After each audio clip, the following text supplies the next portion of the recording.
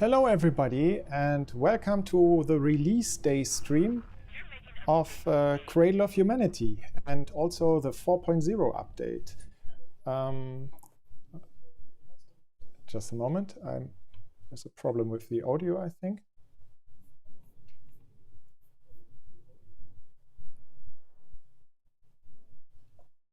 Was das? Man hört es doppelt. Das Habe ich hier wieder irgendwas offen? Moment.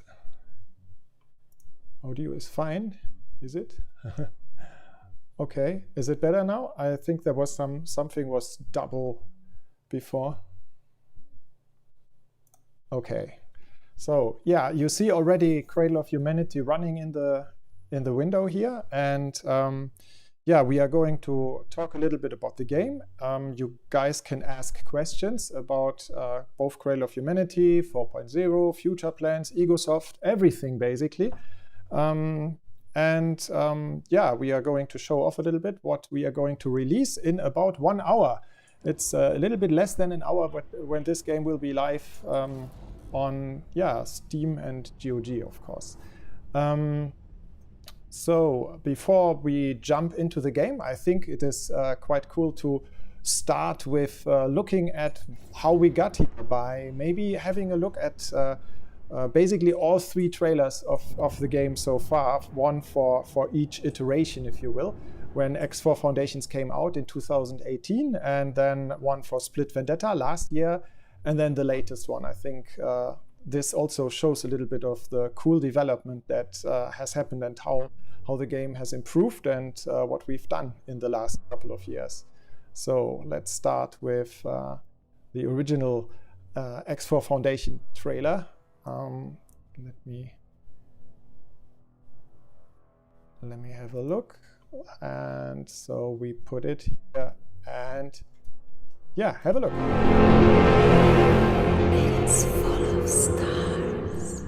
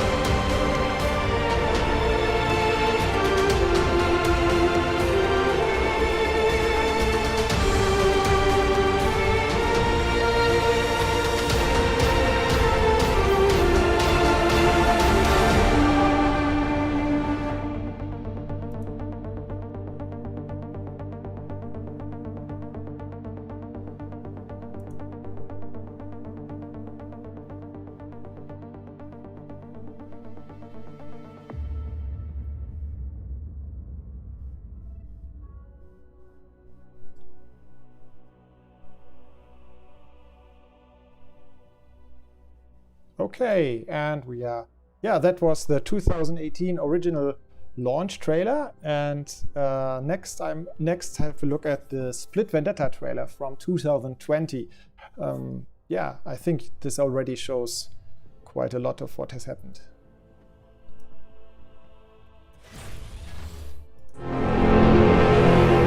It is full of stars.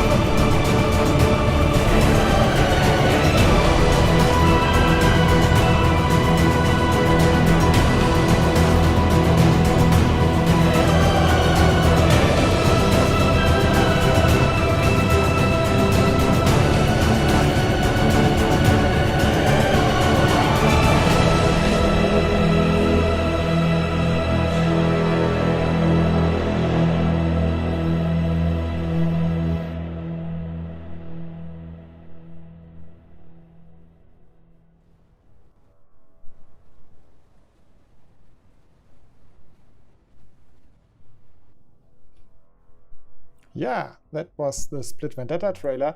And before I show the new trailer for Cradle of Humanity, which was done with a little help from the outside, and I think the result is really cool. Thomas did really great job on that one.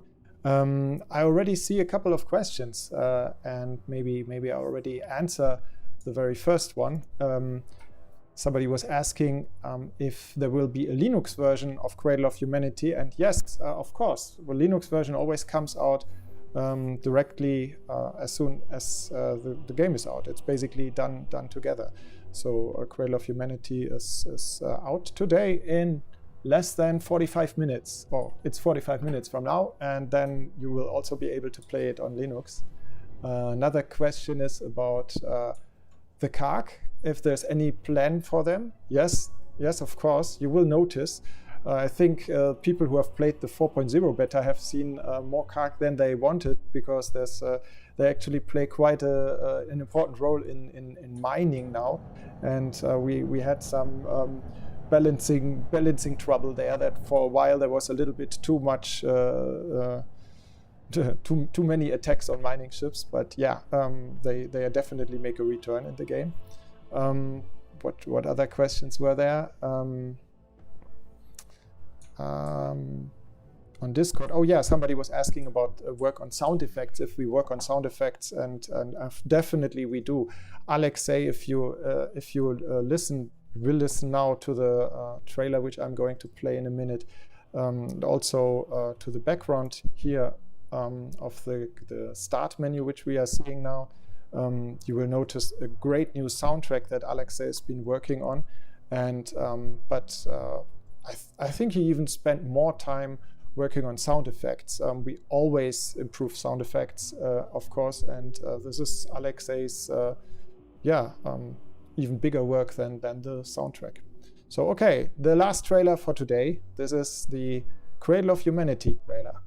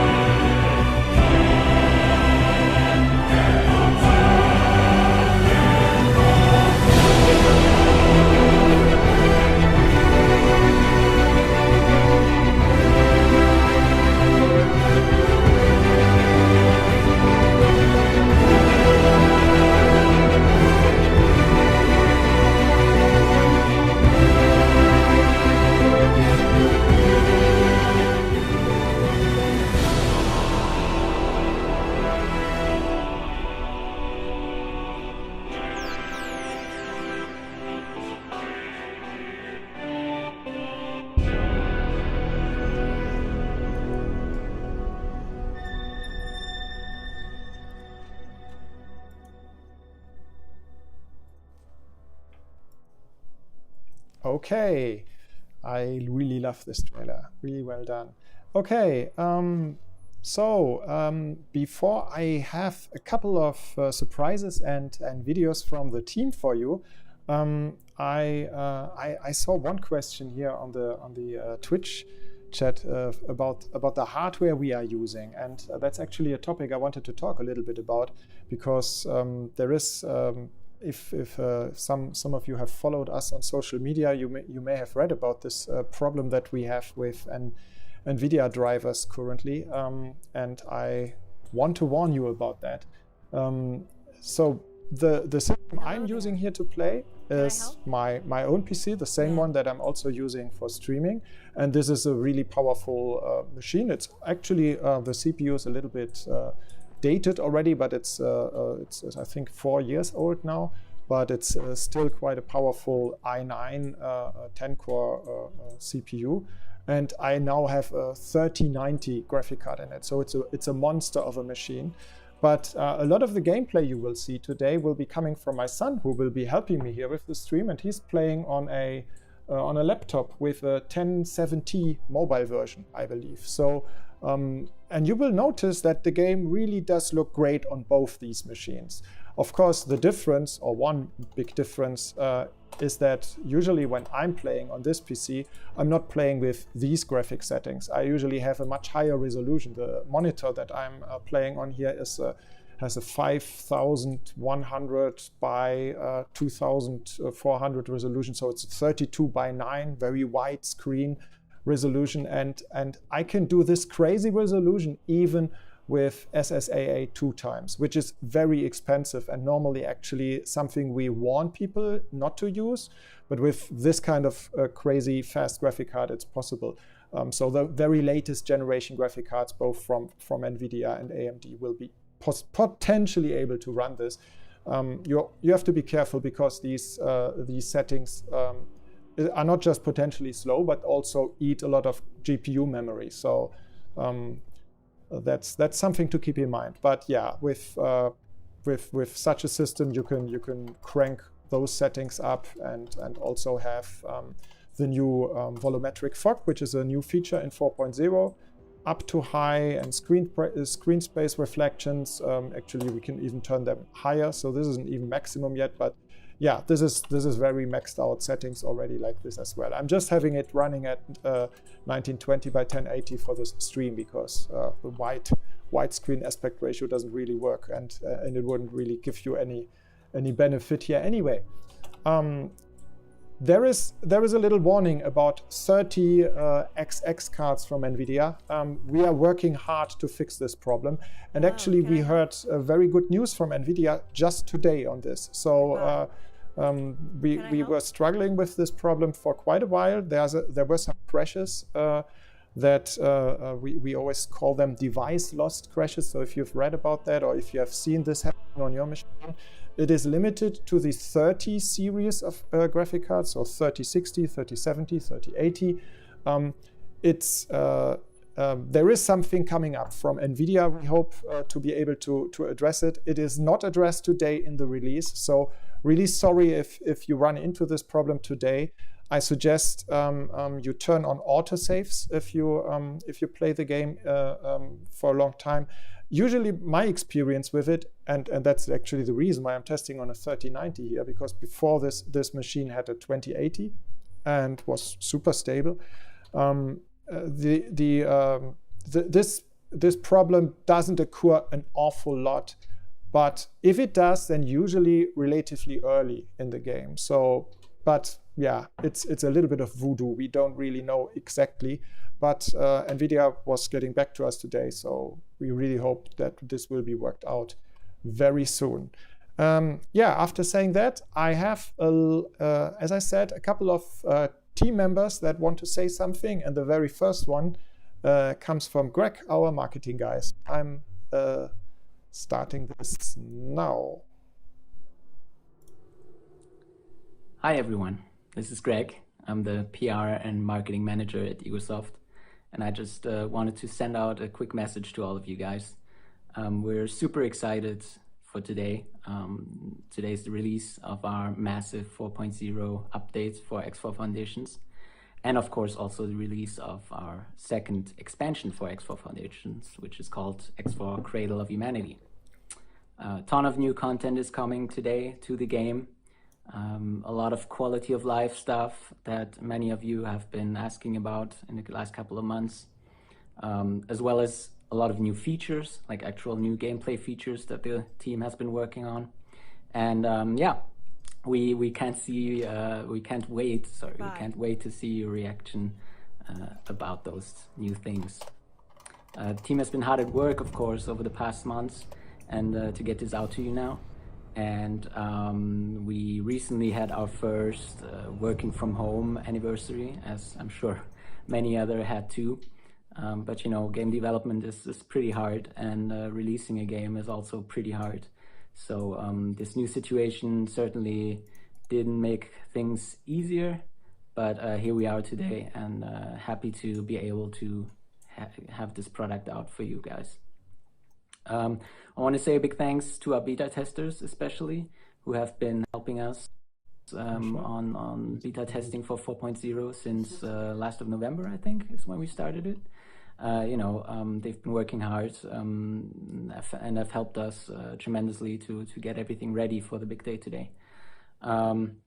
Also, of course, thank you to all our content creators who like X4 and who have been, especially in the last 4 weeks, have been helping to spread the word about X4 Cradle of Humanity with preview videos, and you are doing live streams now as well, and will hopefully continue to do so in the next couple of weeks and months.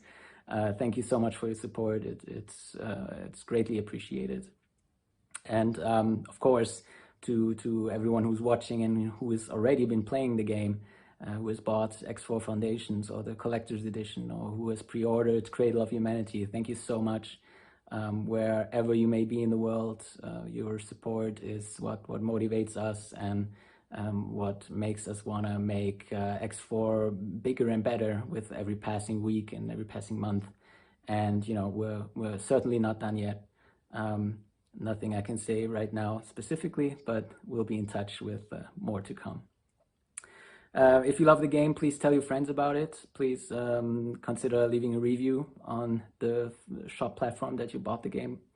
And yeah, enough said, I guess. Stay safe, have fun with X4 Foundations 4.0 and X4 Cradle of Humanity, and see you around. Bye-bye.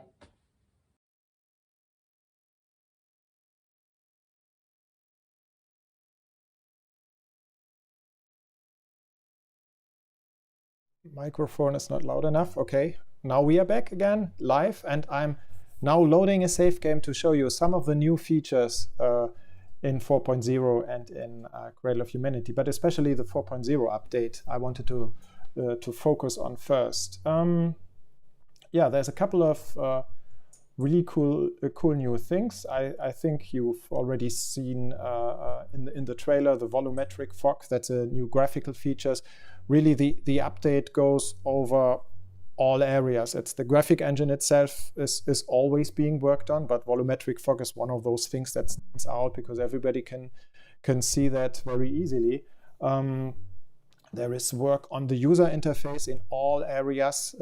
If you will have a look at the changelog, which is being published on our forum, you can see that there's hundreds, I would say, probably of those little quality of life improvements, which go into a lot in user interface area, lots of menus that are a little bit changed, but there's a couple of cool new things that especially stand out and that I'm hopefully going to show on this machine. Oh, by the way, yeah, as I said before, this is running on a 3090, so if this crash happens today, fingers crossed it doesn't, but yeah, I can always switch over to my son Joshua, who's already playing here in the background. But yeah. Okay, so this is my latest save game, my personal save game. I actually started over again just a couple of days ago, and this is with the Scientist game start. If you see the the game starts here, you will notice, oh, this is actually a little bit, ignore the stuff below special, but in addition to the base game starts, which are those here, you have also the DLC game starts from Split Vendetta and 2 new ones from Cradle of Humanity, and the Terran Cadet and the Project Genesis one. And a very common question that I hear from, oh wait, I hear there's no game sound. I can turn this on again, I hope. Now maybe there should be some sound from the game itself. Is there? Oh. I don't. It's maybe just not loud enough yet. Anyway, so there's a very common question if you can actually play the new story of Cradle of Humanity with every game start. And yes, you can more or less almost all of it. There is a couple of exceptions, which is usually the lead into the story, which is special for a game start. So the different game starts give you obviously a different perspective to the universe. So if you start new, you will see a very fresh experience, and you will be coming from different sides. And obviously, the Cradle of Humanity ones, being focused on Terran, are now showing the new Terran factions. So there is one for the Terran main military faction, the Terran Cadet game start, and the second one is Project Genesis, which is about a second faction in in the Terran universe, if you will, the Pioneer faction. And yeah, both of them are interesting and exciting, and I can only suggest, if you have the time, if you want to, it really is cool to start over and try those new game starts. But of course, most of the plot can also be played with your old save games and with any other game start. So what I did here when I tested with the latest iteration was I actually used the Accomplished Scientist game start, which is one that you unlock after you played any of the other game starts a little bit further. So it's not available, I think, from the start, and it already gives you yeah, right from the start, it helps you a little bit further. So the idea is that this encourages you to start over again freshly, because yeah, you unlocked it after you, for example, got a little bit more money and also explored a little bit more. I don't know exactly what conditions there are. I think part of the unlock conditions is also that you already got to the headquarter, because this game start not just gives you, as you can see here on the side, 250,000 credits and a pretty fast node ship already, but also it gives you the headquarter right from the start.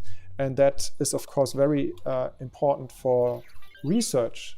So I will just teleport myself to it now. And talking of teleportation, yeah, that's one of the things that you can research in the game. So here's my headquarter, and it's still in Grand Exchange, which is something I will be talking about when we come to another major new feature for 4.0, which is the terraforming, because it doesn't have to stay in this sector anymore. This is the location that you probably know your headquarter to be in, but you can move it from here later. So let's have a visit to Bozotar in the science laboratory. And yeah, those of you who have played the game before probably know our trusted friend Bozo. He's like a lead figure in the plot.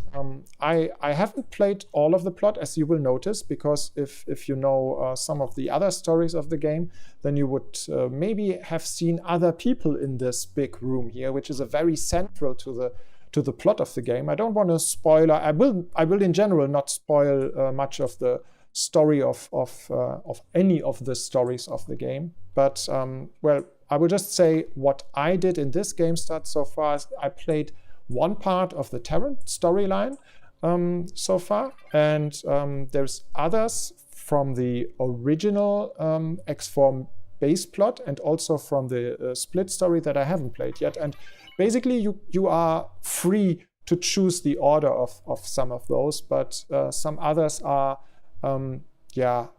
there are conditions how they relate to each other.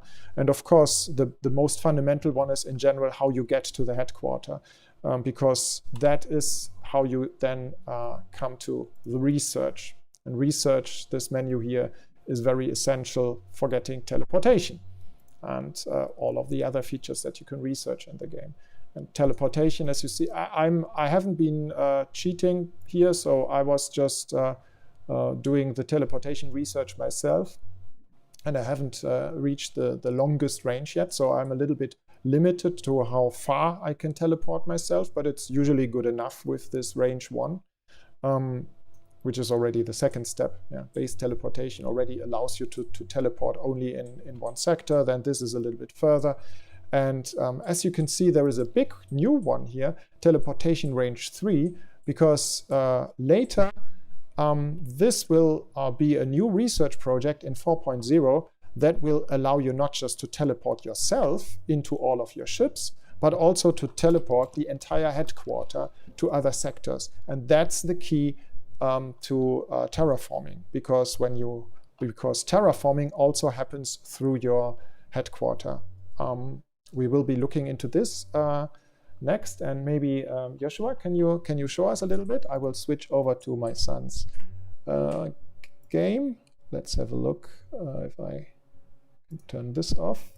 So here's Joshua, and he will be showing us a little bit about the terraforming menu, and also, this is the terraforming menu. And in general, terraforming, as you know, is a huge thing. Obviously, terraforming is not a little economic investment. It's something that requires enormous resources, and actually, like you would imagine, normally it would take many years to finish.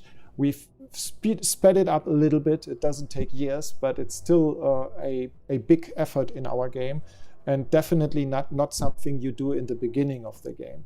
But once you do have researched it, and you do have your headquarter in the right place, you can start these projects and invest in different of them. You see there's multiple ways to reach goals.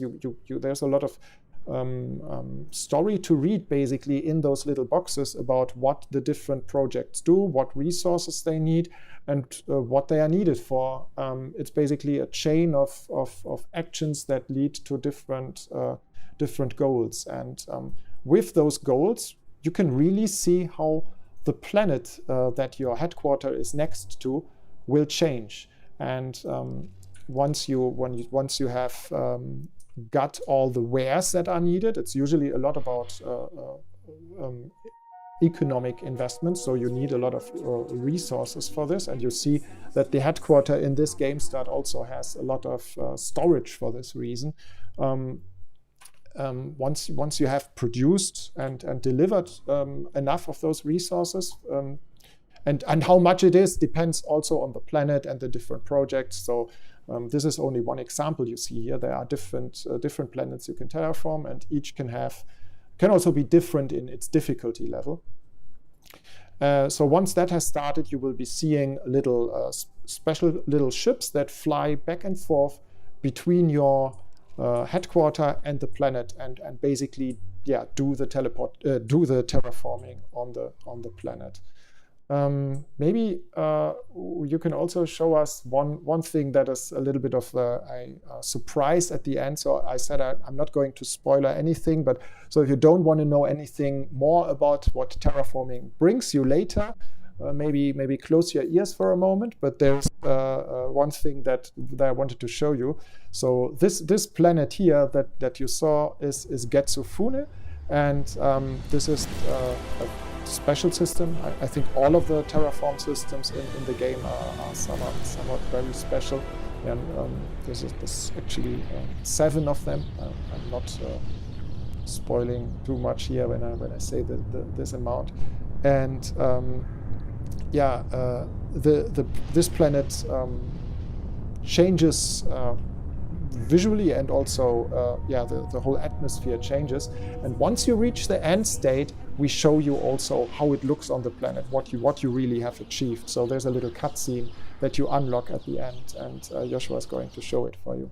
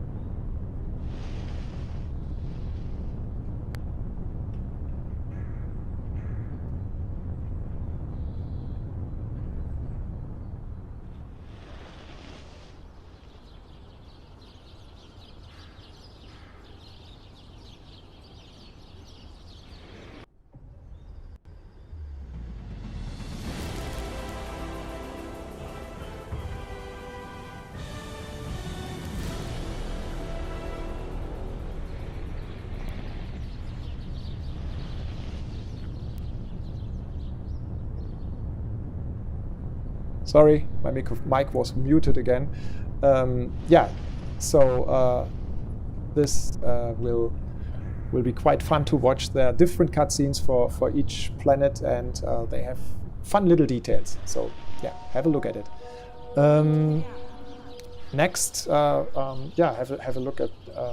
Let's have a look at the other features of the game. I switch back to my own PC here, like this. And maybe go to one of my ships. Where's my... This one here is actually a special ship that's coming from the plot that I mentioned that I have been playing, but I don't think I'm spoiling too much by showing you this ship. It's another of those cool things that quite special. And this ship also has a special personality. Let's leave it at that. And I like it because it's very fast. So I'm using this a little bit as a scout ship in the game. Okay. So what I wanted to show you is that we also put a focus on mining recently. Sorry, I'm just distracted here. I have quite a few mining ships, and people who were playing the beta were asking about why we did what changes. So I'm going to explain this a little bit. So there was a question, for example, if ships, what's the purpose of the resource probes? And this has changed with 4.0.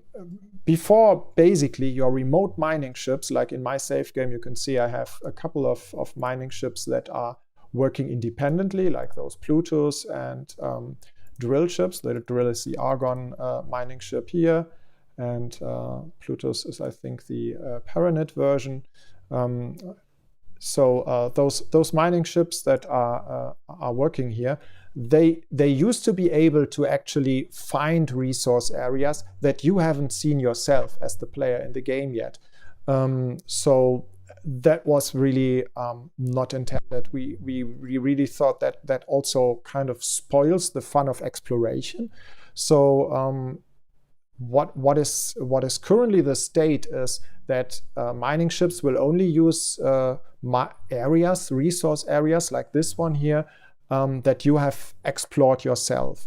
And in addition, you can place resource probes to show to yourself, but also to your miners, what resources and how many resources are there. But people misunderstood this as that they have to place too many of those. That's not the case. You don't have to have multiple resource probes in every region for miners to go there.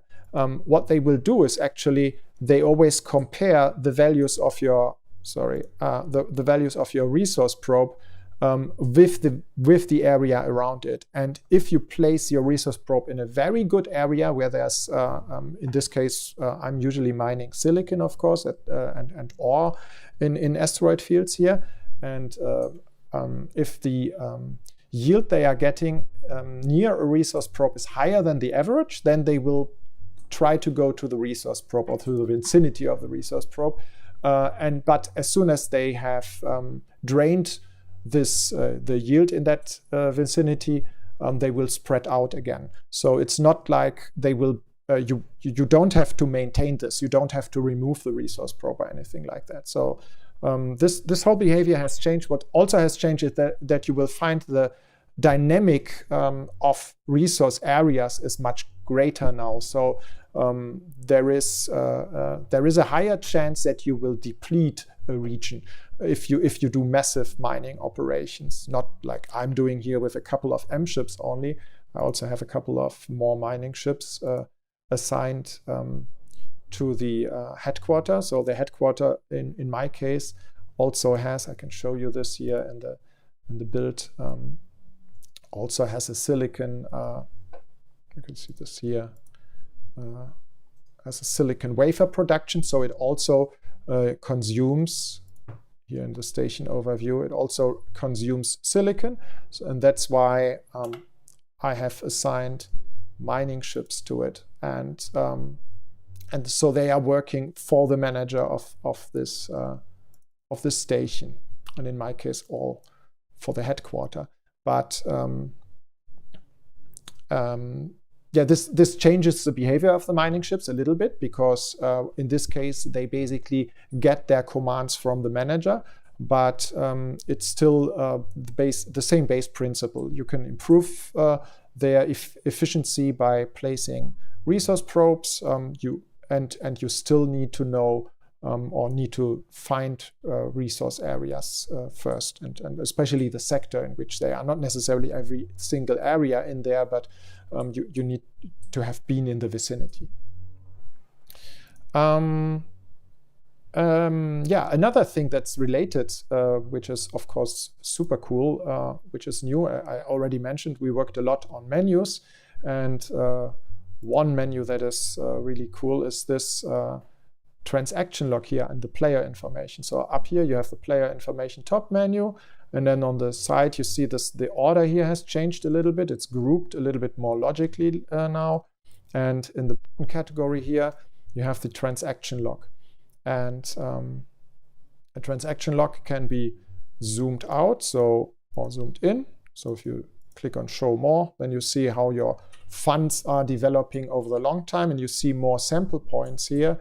And yeah, basically whenever you make your investments, like here before, this is when I built my headquarter expansions, and whenever you give money to the builder ships or to the manager of your station, then this will go down, of course, and it goes up again through mining in my case, or basically now whenever I'm transferring money back from the account of a station. And by the way, this menu is not just this was the global version of this menu, but you also have, I believe, here in the station overview menu. So that this is the logic. We call this the logical station overview. There's something from the plot. I don't know if you can hear this, but I think the sound is not. Yeah, you cannot hear the sound from the game. Do you? Let's see. Maybe I can turn up the game sound again.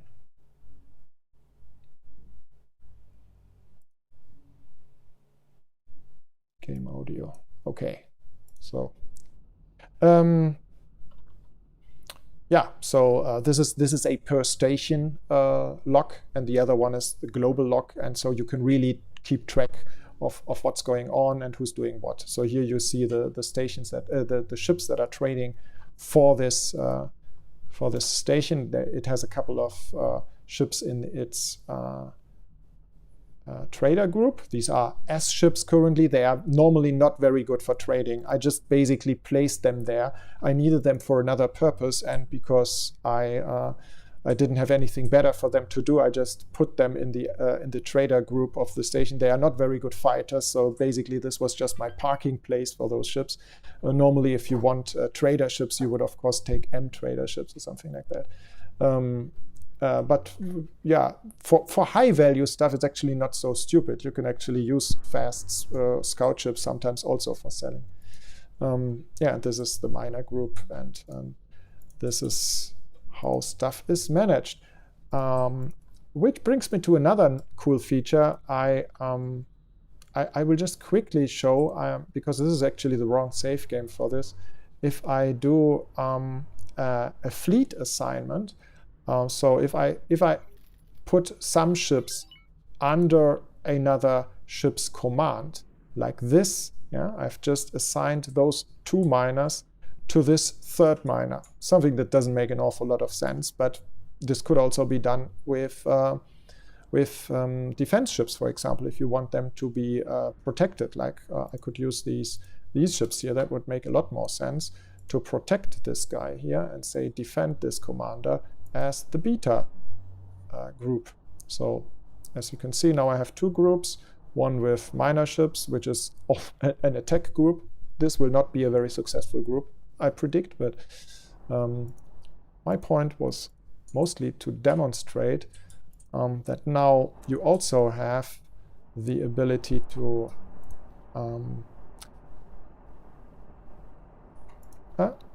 okay, this ship is probably a bad example. Doesn't work with this one because it's a mining ship, I guess.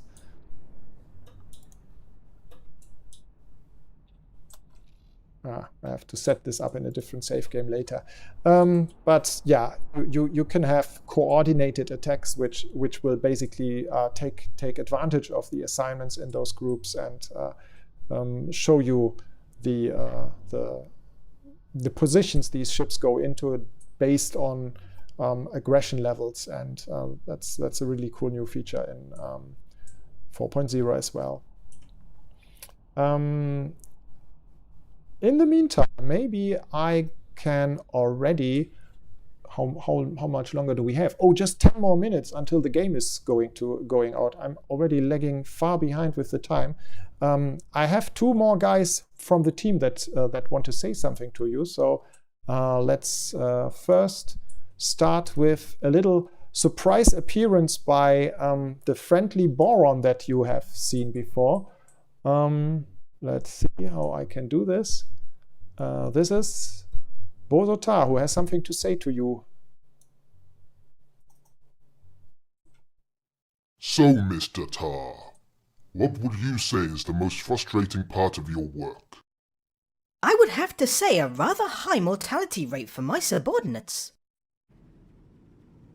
Shields critical. May I have your attention? No. I am detecting a small number of scattered navigational devices in your general vicinity. Scanning them might lead us to valuable information. Hidden treasure. No. Ancient artifacts. That was the 3rd assistant this week.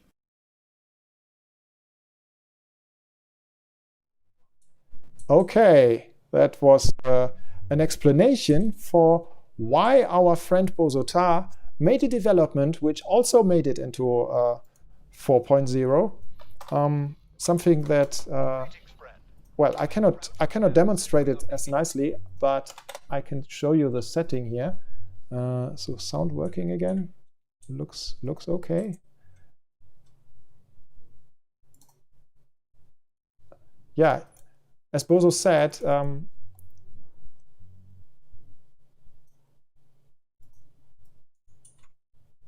this nice feature here, player behavior, emergency eject if possible, was basically introduced recently, and I'm sure Bozotar will be happy about it because it will help him not losing so many of his assistants in the future.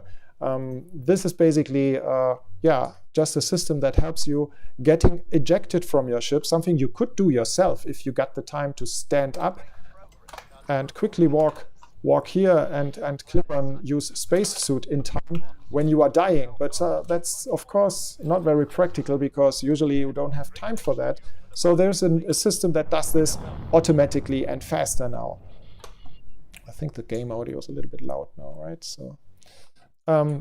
So yeah, this is hopefully going to make the game a little bit easier, especially for advanced players who already have multiple ships, because of course this doesn't help you in any situation, because sometimes if you are in a spacesuit and you only have one ship, then you might still have to load a new game.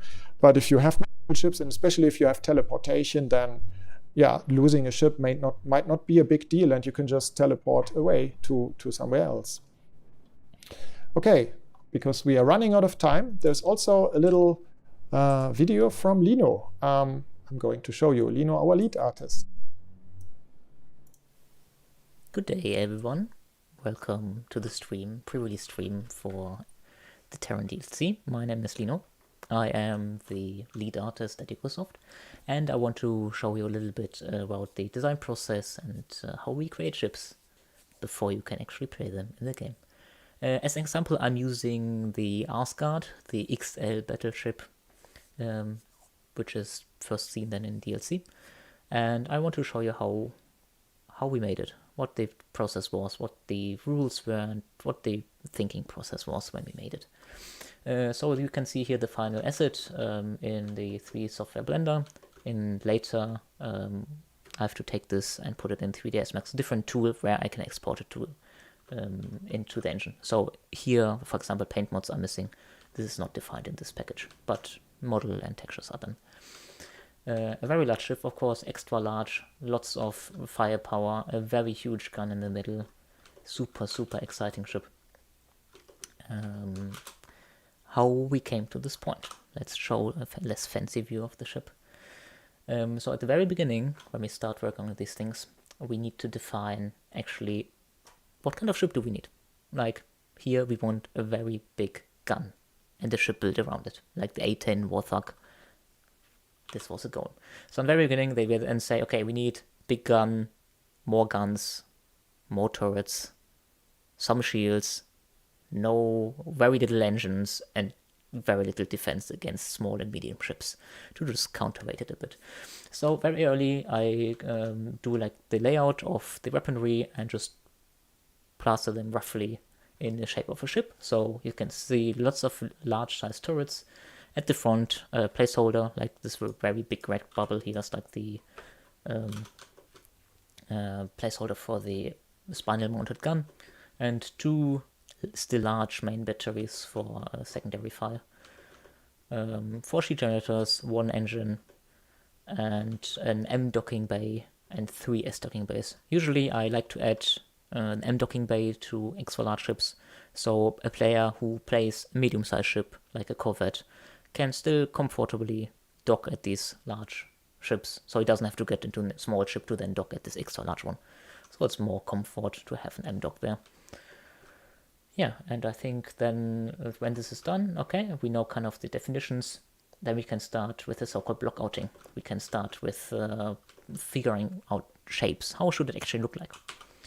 So here you can see the process of getting a design ready. You can see here several different approaches. Dimitro was working on these ships. So he made several approaches like trying different shapes. How does it look like? Is this okay? Or maybe that one. Always moving the social elements a bit around and just trying to find nice, good looking shapes. In the end, we chose the most left done one because it's like a nice triangular, aggressive shape. Looks nice from the side, has still like a striking silhouette, and is readable from a distance. Like this is the stage where we define this, like how does it look like? When you're very far away, is it still distinct and cool looking? Can you see what it's doing? And can you distinguish it from other ships? So when this is defined, you can still see, for example, like if you see like where the weaponry is placed here, it's like a bit like a circular shape in the middle. And this stage is more about the shape. And after shape is done, we then continue refining this rough blockout and we go to the so-called detailed blockout. In this stage, we move everything around, add with repetition a sense of scale, try to increase fidelity, but are still working rather loosely. Like we can still, like it's so-called dirty, like we can still move around things rather quickly, and this is not final modding. We just place stuff on top of each other and intersecting and just moving it around to find a nice feel and if the locations are all good for things. So as you can see, we have refined the location of the turrets, made it much more cleanly and less evenly distributed. Helps a bit with the sense of scale as well, to group things. So, and this is then this point of this modeling process where like all the little small things are already like to prepared. Where do we want to have more detail? Where we want to have more like smoother surfaces, and define this in this stage. This already takes quite a bit of time, as you can see, because already lots of detail in here. This final blockout is actually, I forgot to say, like in the stage before, this one here goes into the game from like internally when we have the builds. I set it up in the game so it flies around and can be actually tested, so we know the blockout is actually working. So put in a game. Sometimes the ships even fly around for several months in this stage, just like blocks flying around, and you have to kind of think about how they will look like in the future. But this way we have them in game and they can be tested. You can have them fight against each other, and the balancing team can take a look and tweak values of them and can tell us, hey, I need more turrets. Oh, I need less turrets. Maybe an engine more, maybe an engine less. Like, it's still easy to change. So after quite some time, when we have then time to continue working it, the detailed blockout is made. And the detailed blockout is then either, if we decide we want to finish it in-house, we just continue working on it and do it like it's supposed to be, or like how we usually do it. Sometimes we also outsource these things. Like in this case, the ship was outsourced. I gave this to Jonathan. He's working for us. So he got the detailed blockout, and his task is then to just texture it, clean it up. Like this dirty modeling has to be refined, cleaned up, and of course adding more detail, more definition when you're really close up, all the small stuff. So the last step was then where we started with the small stream here, is then when you can see like how much more detail was added. In texturing, of course, adds more finite detail, but also modeling wise we get just more definition and more love into the asset. So yeah, and this is then the final mesh with final texturing. This is then taken from this software into the other one, where I have to then define the paint mods. I have to define where player logos are located, the ID numbers on the ship. I have to put them. I also have to do the light setup, animations, LODs, the rack. Everything is set up and then export into the game, and then the ship is done. Like, this is the entire process from the first ideas to the sketches to the blockouts, detailed blockout, and final modding. So yeah, I hope you can take a look at this ship when you're getting close to it and not getting destroyed by it. Maybe fly around and just explore how much love and detail we put into the assets, and appreciate the amount of work we put into these ships. I hope it's worth it. I think it's worth it. Thank you for tuning in. Enjoy the DLC. It's a good one. I promise. Stay safe, stay healthy. Bye bye.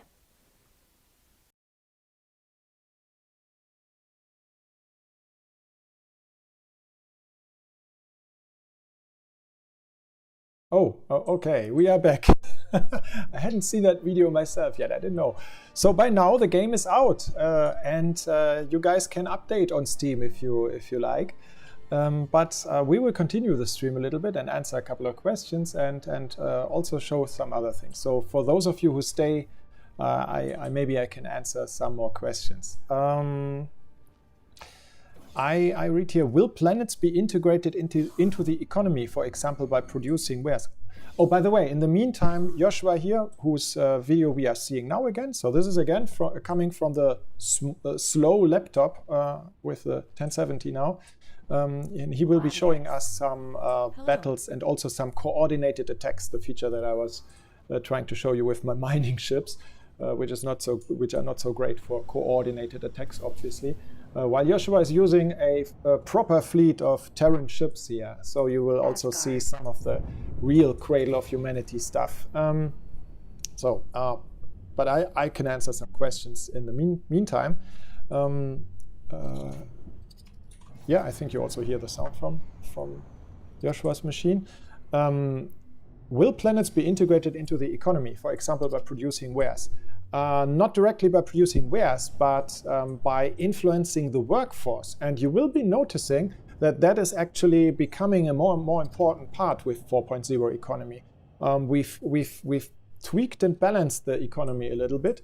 And this was one of the changes is that workforce, so the people on your station, have a much bigger impact on the productivity, and therefore food resources are also more important now, because food is usually what's consumed by the workforce and what influences them. So this has a bigger impact, and it can now be quite important to get people to your stations, and we have even bigger plans with that for the future. So there's more coming, but for now, terraforming is one possibility for the players that can afford it. As I said, terraforming is a very end game feature, but yeah, terraforming can be used to get to influence the population numbers in a system, and the population number of a system influences how quickly you can get new workforce for your station. That's in short how it is currently, and as I said, in the future we have plans to do two more things with that. There's another question about what the venture game is and what our plans with this are, by a user called Ravian. I'm not sure if I'm saying that correct. We are not showing much of that today yet, but yeah, you guys know that we had the online ventures as our first experiment with online gameplay so far, and we have big plans, and a big update for that is coming up in hopefully just a few weeks. So we hope to be able to start a new beta phase, which will be introducing a proper team play feature online into our online mode. What that means is basically that you can join a group of players and do ventures together. Ventures are missions in which you send your ships to other players' universes, and others come into your universe and do actions there. And basically you can form teams with your friends and do those actions together. But let's not focus too much on that today, because I'm not going to show it today, but I hopefully will be able to show this in a very near future. Another question from Jakub was, I have played 500 hours or more than 500 hours in the game, and I won't start a new game. Will I have access to all the new plots? I think I've answered this question already before. Yes, almost all, most of it. I still encourage people to play, to start over occasionally, and if you do this, you can do it nicer now, or already now with the accomplished scientist game start, for example, which will help you. It also gives you some of the explored sectors, by the way, already. Yeah, I can understand if you want to not lose your progress in a game start, you can definitely play the plot, or should be able to play all of the plots in the game as well. Shul was asking about Linus' video. Is this Blender? Yes, it definitely is. And the question was also, are you finally moving to a Blender workflow? And yes, the answer is yes again.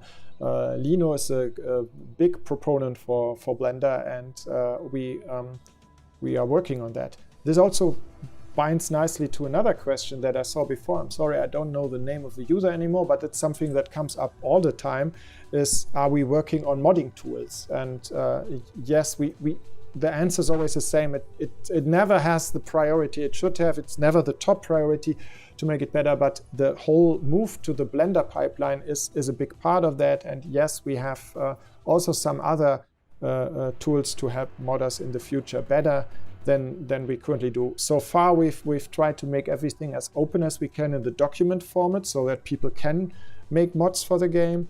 But yeah, I'm optimistic that once we have completely switched over to Blender, that also graphic mods and asset mods are becoming easier.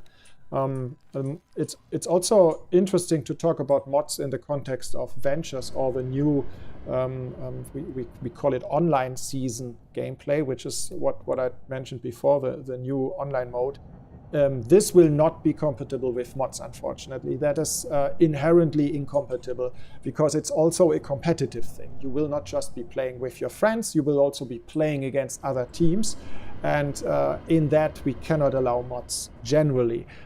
We hope to be able to have a group of mods that we can sign in the future, so that certain mods which only do quality of life things can then be potentially be compatible with such a feature. But that's nothing we can promise right now. And also, most of the time when we see a mod that really qualifies for that, we rather implement it directly into the game rather than signing the mod and going through that, because it's also both things are a little bit time intensive for us.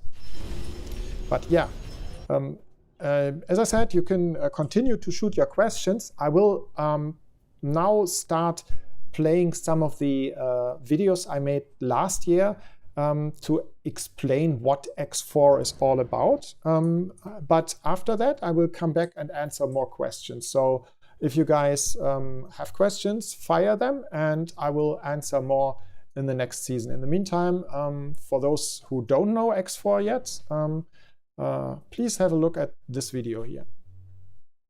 The first one is about trading, and there will be 5 more altogether, 6 videos. Oh no, wait, this is the wrong one. Before I started, just a moment, remove this one. Here, the first one is about trading, and yeah, 6 altogether, and we will answer some questions after this one.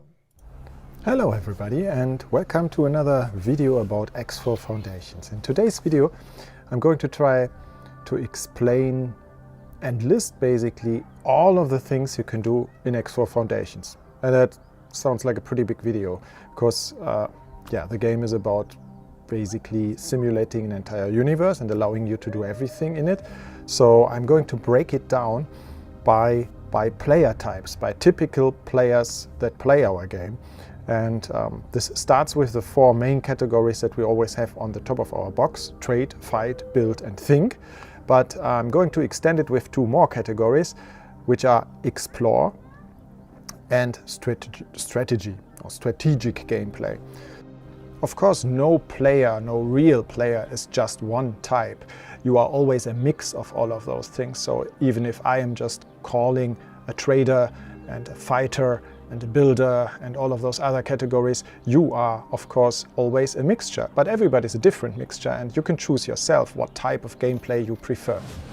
So, first topic, individual trading. Individual trading really means you and your own ship trading wares between stations. And that's really like the fundamental activity that you know from other space games too. And for that, all you need is really one ship with container storage, and that's like 90% of the ships in our game have that. The only exception are mining ships and resource collectors, because they have solid or liquid storage, while all the others have container storage. So yeah, basically the ships that you have at the beginning are able to do that. You land, you open the trade menu, buy wares, fly to another station and sell them again. That's individual trading. Next step after that would be creating trade orders. And that's if you have more than just one ship, you can actually send other ships doing trade runs for you. And you do that with orders. The order menu can basically use for everything. We will be coming to strategic possibilities of that later.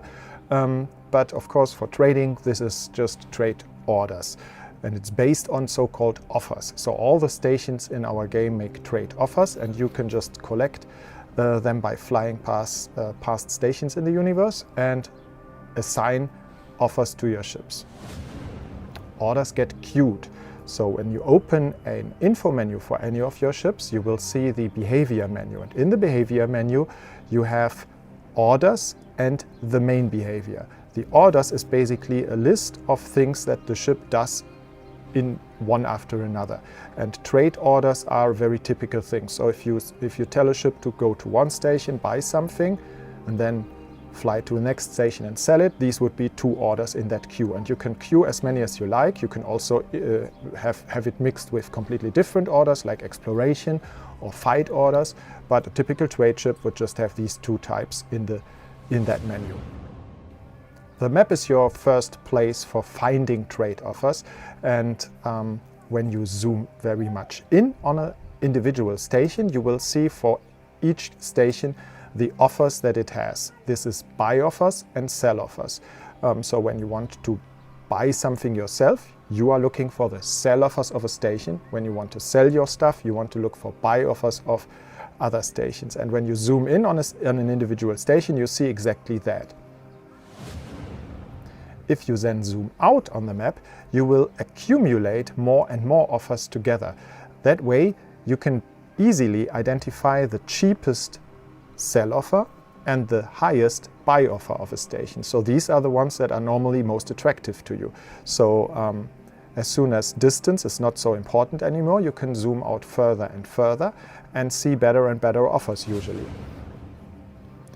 The map can be configured with filters, and the most crucial filter for trading is the trade filter. You just click on anywhere in any of those little boxes and it automatically will filter only for this particular ware. So even if in a neighboring station that identical ware might not be among the best ones for buying or selling, it will now be prioritized. And the further you zoom out, the more offers are accumulated again, and always just for this particular filter. There are also other filters, and we come to that later. Now, what ships are you using for trading? There are typically S, M and L ships, which really just say something about their size. Obviously, there are many more criteria by which you can differentiate between the different ships, but size is the most important one because it specifies where those ships can dock. At the beginning of the game, you usually start with an S ship, and an S ship is okay for trading, but obviously when you want to maximize the amount of money you can make with a ship, you want bigger is always better, and therefore an M ship can pack a lot more wares, and an L ship is the maximum. This is really very large quantities. It's however normal that these larger ships will be more used for remote trading, and the smaller ones are often the ones that you are personally sitting in because they are more maneuverable and easier to fly. Another thing that has a big impact on how good you can steer a ship is how much freight is in the ship. Especially with larger ships, you will find that they behave quite differently when they are full. So the maneuverability changes the more freight is packed in your ship. When talking about the sizes of ships, you also have to see the actual docks that go with them. So here are S docks and M docks, which are usually close to each other, especially on stations.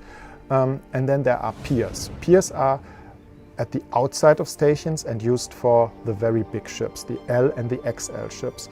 L ships are the ones that you normally see transporting large quantities of wares to stations, and piers are used for L ships. XL ships is the largest category of ships, but they are not used for trading, so they rarely have to dock at normal stations. They would only be manufactured in shipyards and be equipped at shipyards. We talked already about the map and that it allows you to browse through your trade offers, but in order to have these trade offers there, you first have to collect them, and you collect trade offers by just flying through the universe. So in a sense, this is actually part of the exploration side, and we will come to that later. But I already tell you now that, of course, the more trade offers you have seen in your universe, the better for trading, the more variety you have for buying and selling wares. And a trade offer that you added to the map always comes with a duration. So for a couple of hours after you pick up a trade offer, you will see this live information on the map. After that time, you can still trade with that station because you know it's still there, but you don't know the live prices anymore. So when you then send a ship remotely to this station again, you will actually have to call back when the ship is there to make the actual transaction. Whereas if you have the live information, you can make the trade deal already upfront. So as you can see, it's very valuable to have a lot of trade offers and have them for a long duration. That's why the trade computer is a very valuable upgrade to your ship, because it makes it easier to collect trade offers from further away stations. Every ship that flies around for you in the universe will now collect trade offers and also see live information. So it's not just you personally collecting that information, but every remote ship that flies for you will also add to that information. Another way to add information is by placing satellites. Satellites are basically like static ships. They are just giving you live information about their surroundings. So it adds to the fog of war area in the map, but it also adds trade offers. One way for a beginner player to get a lot of information about the universe and be able to trade very profitable is to find the highway ring that is central to our X universe, because this is the most densest area of our universe, and by following the highway ring you can very quickly find a lot of trade stations and get a lot of offers added to your menu. So this is a very easy way to get the core of trading added to your map. Later in the game you want to have trade subscriptions. Trade subscriptions basically means that you don't have any duration for trade offers anymore, but you will have the live information of all the trade stations that are affected by that subscription permanently. And there are different ways to get trade subscriptions. One is to simply buy them once you have a very good reputation with a faction. But the alternative way is an illegal one. This illegal method is by hacking a station. You can hack a station, and we are talking more about that later in the exploration and the pirate area of the game.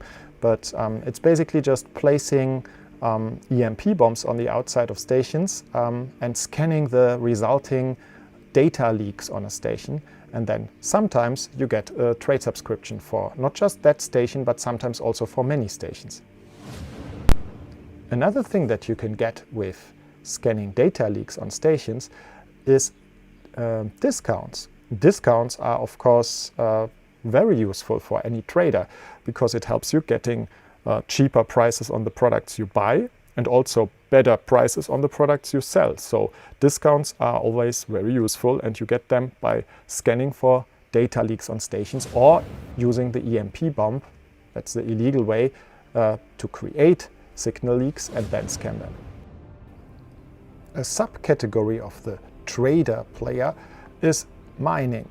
Any trader will probably sooner or later also mine for resources in the game, and our economy is standing on resources which are actually mined in our universe. So this is a very important activity, and of course NPCs do it, and as everything in the game you don't have to do it, but it can be also very profitable to do mining yourself. So the first section is mining yourself, similar to trading yourself. So in that case you will use the scan mode of your ship to identify asteroids with especially good resources on them, and pick up the resulting little rocks in space yourself with your ship and put them into your cargo. In that case, however, you need a special ship that has solid storage. So that's not possible with a ship with container storage, but with a mining ship that has solid storage. Like with trading, you can also do mining with larger ships, and in that case, again, you can make more money because you have more storage. The difference, however, is that a large mining ship also needs drones to pick up the little rocks. So while with a small ship you can actually fly over those rocks or even use your loot magnet, in that case you need drones that pick up the rocks for you and bring them to your ship. All types of mining ships also need a mining laser, either as a turret in the case of the large ships or directly as your primary weapon in a small ship. A mining laser is the best way to cut asteroids into smaller pieces. Again, like with trading, you can also automate mining for you. So once you have a pilot in your ship, you can actually tell him to mine for you. And just like with trading, you give orders and manage. the more you automate an activity, the more advanced behaviors you need for your ship. While the simple order, mining this place, buy wares here and sell them there, is always possible with every pilot, behaviors that completely automate an activity for you are only possible with experienced pilots. So you need pilots with stars in their information screen. To be able to do remote mining efficiently, you also need information about resource areas, asteroid fields remotely on the map. And to get that, you need resource probes. Resource probes can be manually deployed anywhere in space. They are relatively cheap. You equip them to any of your ships, and once you drop them in an asteroid field that looks promising, the map will later show you exactly which resources you can mine there. And that allows your remote ships, your pilots, to better mine these areas for you. One tip here, if you find Nividium anywhere, it is possibly something to make a quick buck, because Nividium is a very expensive resource and you can make a lot of money by mining it and selling it, but it is rarer, both found and sold, because Nividium is not one of the fundamental resources that the economy stands on. We have ore and silicon for the solid resources that are used anywhere in the economy of the game, and those are the ones that you can permanently mine, while Nividium is rare and only used in some places. In addition to mining, there is also resource collecting, and instead of solid rocks, ore and silicon, in this case you would be collecting liquid or gas resources like helium, for example, and those again are needed at the bottom of your economy and or are sold to stations. A little side activity that you can always nicely combine with mining is collecting crystals, because you will find them on asteroids sometimes, and they are very easy to pick up. You just shoot them off of asteroids with a normal laser or with a mining laser, and then pick them up also with your loot magnet by holding down the O key or by flying over them. And these are inventory items, but they can be very valuable. So this is something you do in addition to normal mining or in the normal exploration gameplay that we will be talking about later. While mining, you will also sometimes find other little drops that come out of asteroids, and they can be also very valuable and profitable to pick up. Another subtype of the trader is the illegal trader, the smuggler, and that's of course also possible in our game. For this, you just have to buy and sell illegal wares, like drugs for example, and you run in additional risk, but also can make a higher profit with trading with these wares. While some proper wares are illegal, there's also inventory items, and I will be talking about inventory items later in the exploration section. But inventory items are the little stuff that you have on your body, whereas wares go in your ship. And just like with illegal wares, you also have a lot of little illegal things that you can find everywhere in space. And as a smuggler, you can make extra credits with those illegal things and by picking them up and selling them. To be able to smuggle larger quantities of wares, you might want to establish a black marketeer on a station yourself. Once you do that, you will have the ability to provide the local market with drugs, for example. So this guy that you place on a station will allow you to have an order for these goods on that station permanently. And that allows you to sell illegal goods into the market. This video is part of a series explaining the features of X4 Foundations. There are parts about trade, fight, build, think, explore and strategy gameplay. Choose the next one you are interested in from the Egosoft YouTube channel or the playlist to watch them all in one session.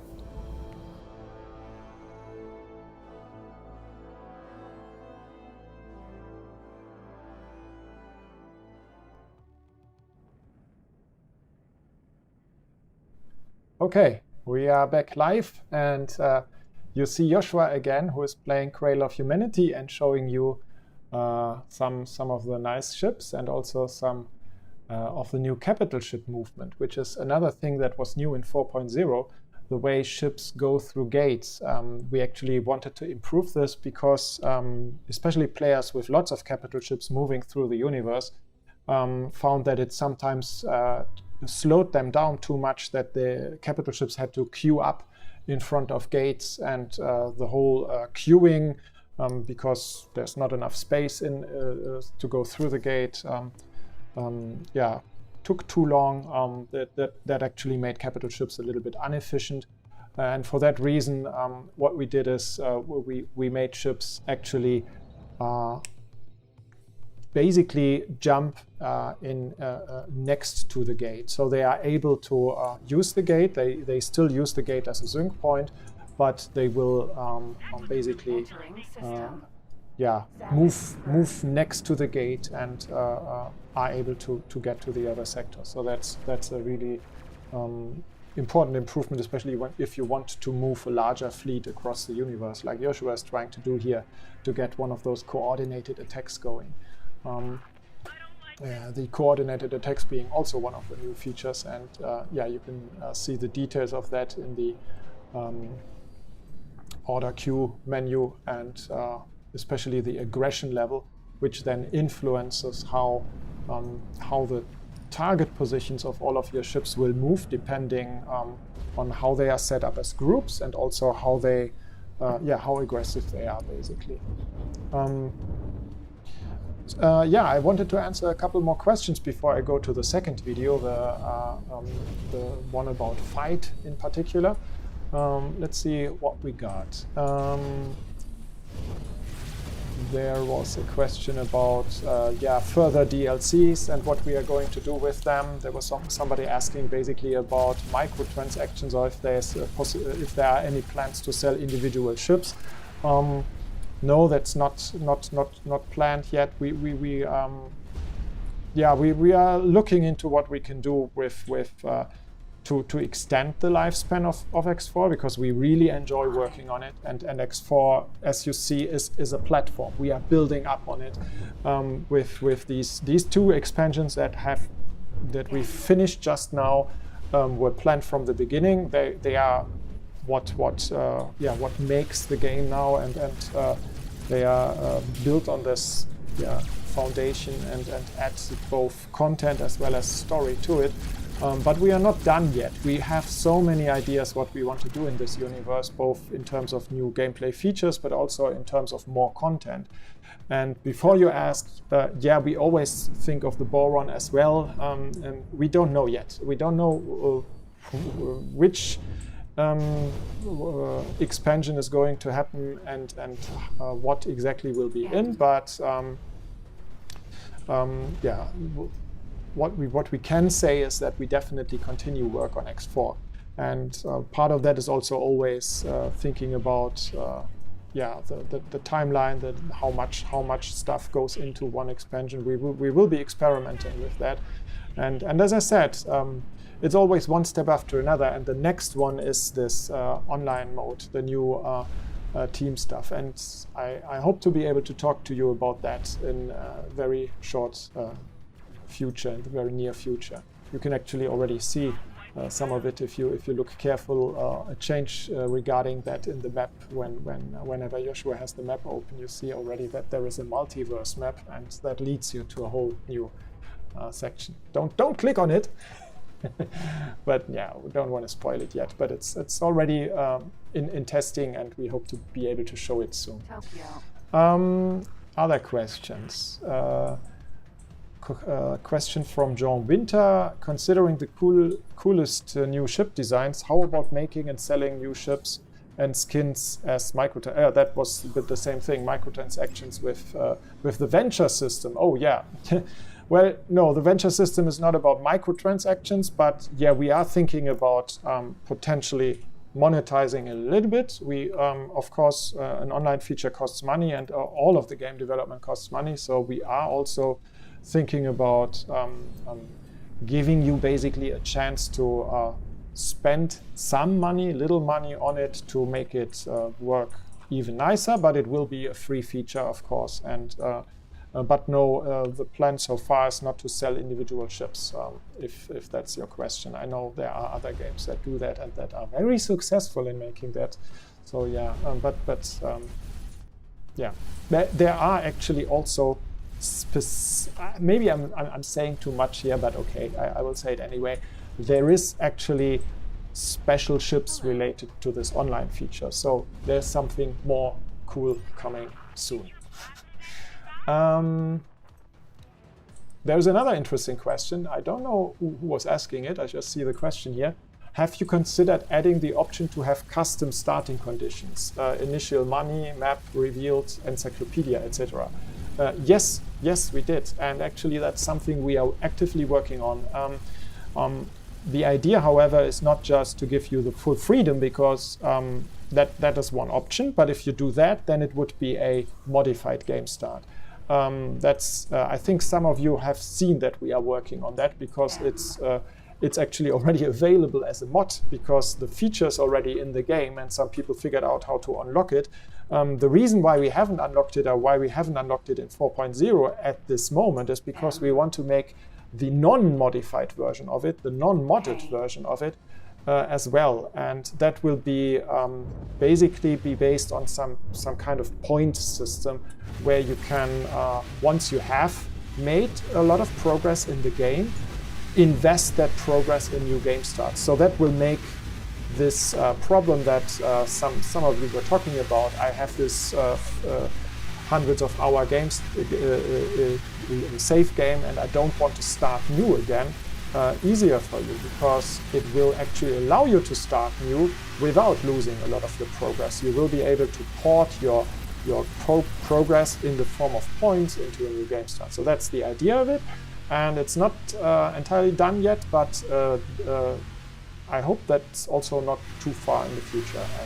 And as I said, we always have lots of plans, but this is one of the very concrete things that will be that you have a good chance of seeing relatively soon. What else?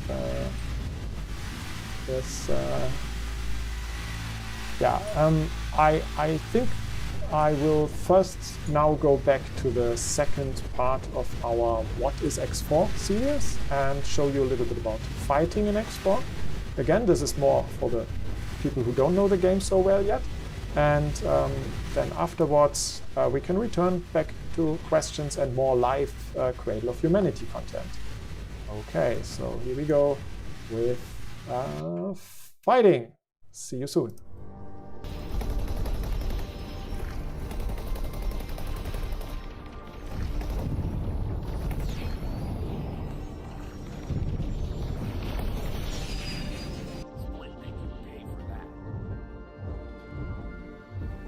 So here's our second category, the fighter. And again, not every fighter is the same. There are many different things you can do by fighting in the game. Maybe you are a pirate and you rob other people and making money that way. Or you could be a military pilot and work for the official military in various factions of the universe. Or you can just play missions, and everywhere firepower is helpful.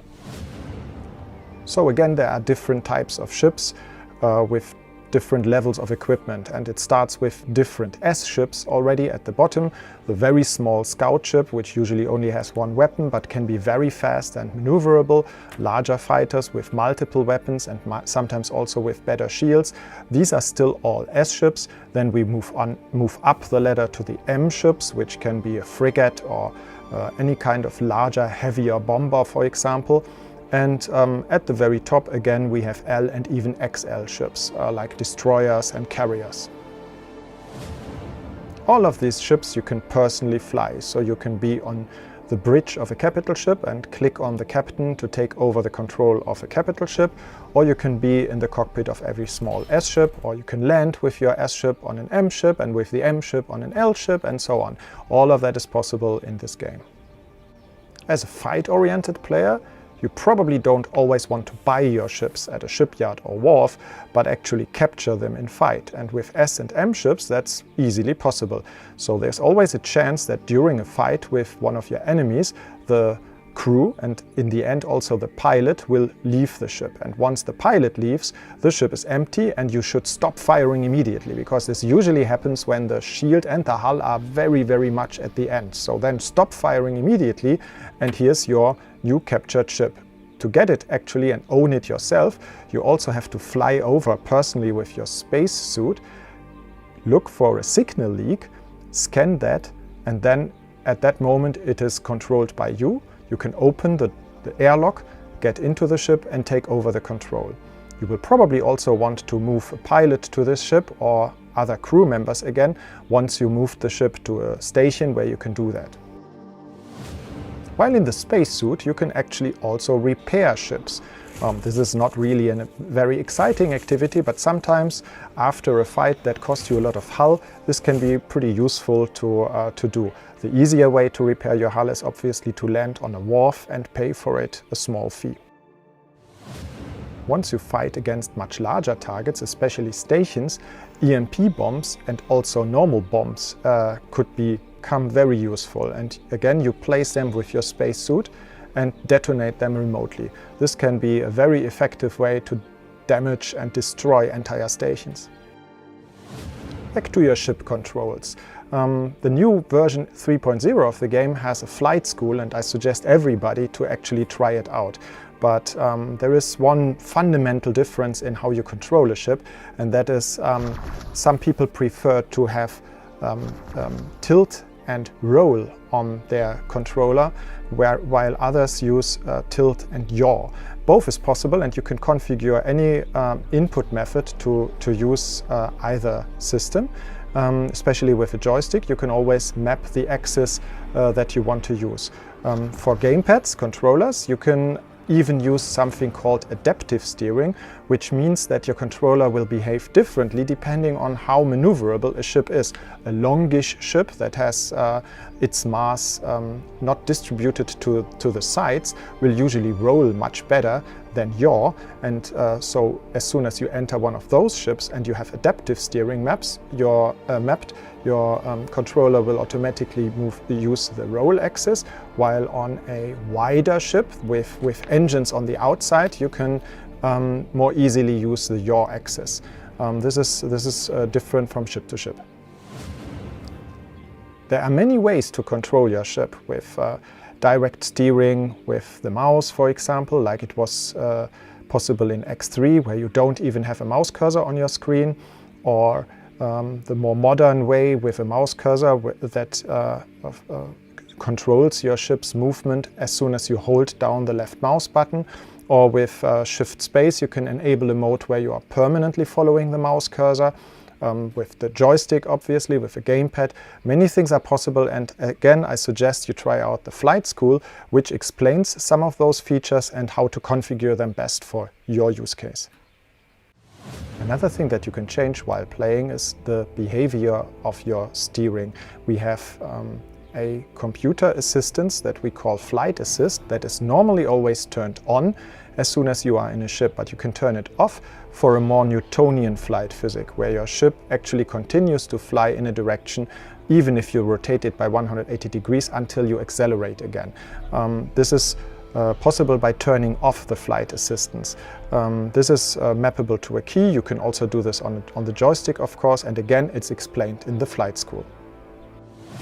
Newtonian flight maneuvers can be especially useful for attacking capital ships, because it allows you to basically drift along a moving target and, for example, fire to the side at their turrets while you drift along the ship. Another special feature of X4 is that your ship can be dragged with larger objects, especially capital ships. So if you are in an S or an M ship and get really close to a capital ship, your ship gets slowly dragged with the capital ship, and that allows you to focus on the surface of that ship and target, for example, turrets or shield generators individually, while not caring about the large ship potentially even flying turns. So you will not be rammed by the capital ship if you are very close to it. This really allows for dogfight and flying into a capital ship like the channels on the Death Star. Similar to capturing small ships, it's also possible to board large ships. It's not as easy as with S&M ships because they have a large crew and there is no chance that the entire crew will leave without a fight and hand over the large capital ship to you, but you can prepare for a boarding operation. This requires Marines, which are a special category of crew on your own ships, which can be trained to become better and improve your offensive power against such a ship. And it requires that you prepare the target ship by shooting down its hull, by destroying turrets and shield generators, and then start a boarding operation with the boarding menu. In that menu you can see what your chances are that all of your Marines will survive, or most of your Marines will survive, and this way you can basically get the ownership of a large capital ship and save a lot of money which you would otherwise spend to buy such a ship. After boarding or capturing, you can always upgrade your ship, or of course you simply buy a new ship at a shipyard and upgrade it. Our ships are modular: engines, shield generators, thrusters for the side movements and also for the rotation of the ship, as well as lots of surface elements on capital ships like turrets and shield generators, and many other things internally, like software updates, can all be installed in the wharf or in the shipyard's upgrade ship menu. So this is basically the same menu no matter if you buy a new ship and equip it that way, or if you take a ship that you got otherwise and want to just repair it and upgrade it. Not all factions will sell you all of the available upgrades. There's especially some weapon technology that requires licenses, so you have to get better friends with a faction first and then get a license from that faction in order to be able to buy the really high-tech weapons, especially for capital ships. Among the software upgrades for ships, there is also the target computer that helps you more easily target what you have selected as a soft target with the HUD of your ship. This is behaving differently depending if you use mouse controls, where you select a target by just clicking, or if you use a gamepad, where we have an automated locking mechanism that you can also activate but also override with the digipad on your gamepad. Either way, you have selected target and the targeting computer will allow you to shoot off the center of your HUD cross, and that's a very powerful upgrade. Of course, in addition to the normal weapon types like lasers, plasma weapon, beam weapon, all of those different weapon types, there are also launchers that allow you to launch missiles and rockets.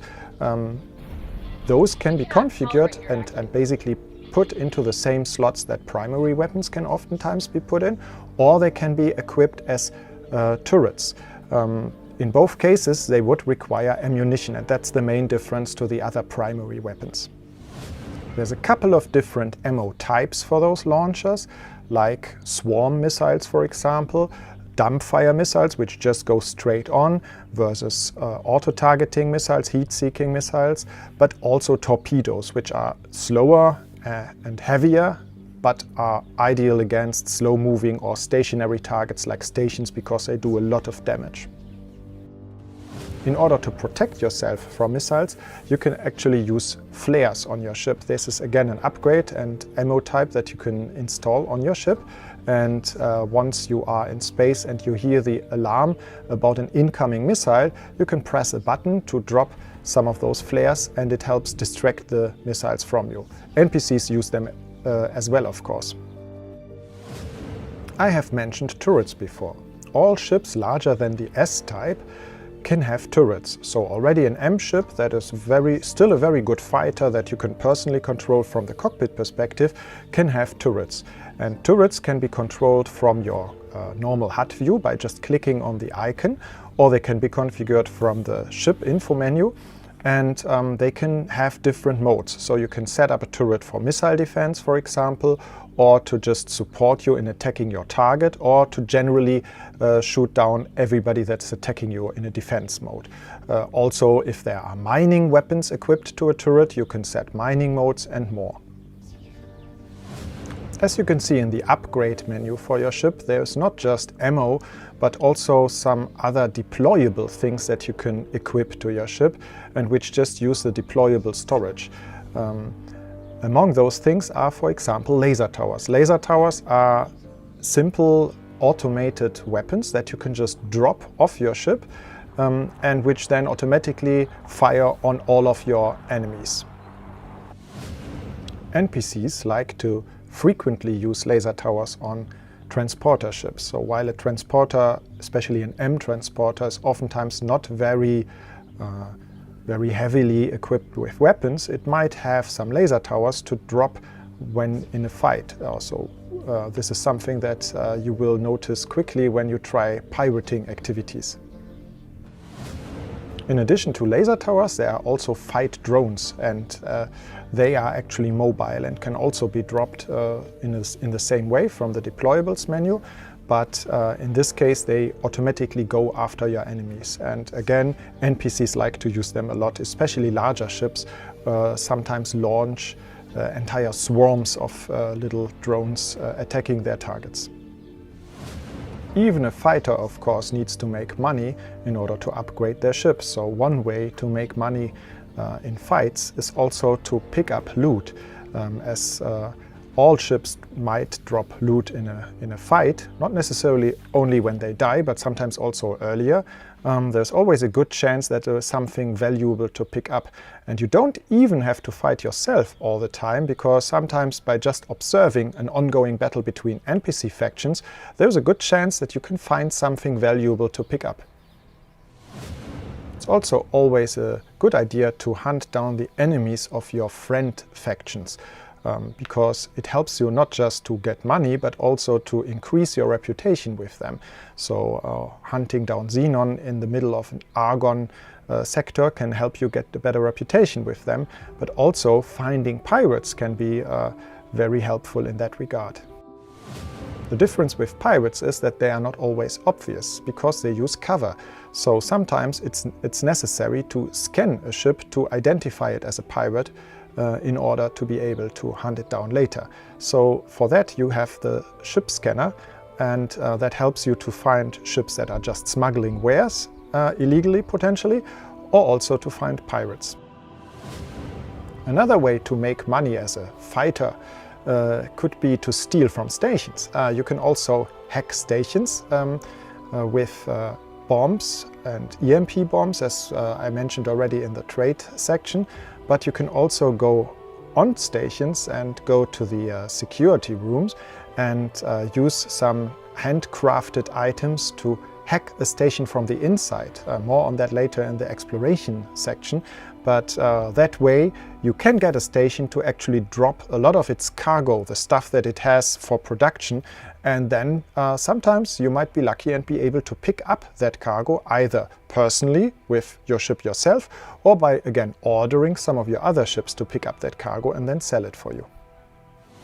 You might not even have to do the hacking part yourself, because sometimes pirates are doing the exact same thing on stations, and you can see that and identify that they have dropped cargo near a station and try to pick it up. Of course, you can try to pick it up before them and steal it from the pirates again.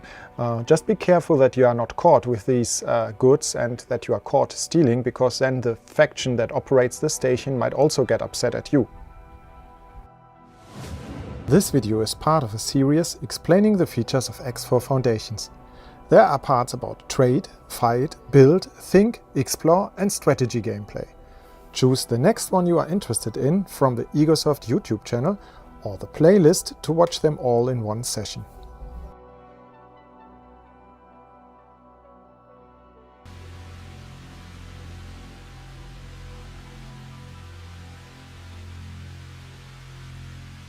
And we are back live playing Cradle of Humanity and watching Joshua here with his large fleet doing some Xenon hunting and answering a few questions. Before I do that, I also have really great news from NVIDIA. We heard today that they do already have a hotfix ready to release. So it was unfortunately a little bit too late to come in time for the release today, but they have it already. They are testing it, and so we will, just follow us on Twitter, and you will hear exactly how to update your probably your driver. I'm not even sure if it is a driver update that they are doing. It could also be that they do something about it through their GeForce extension, GeForce Experience program.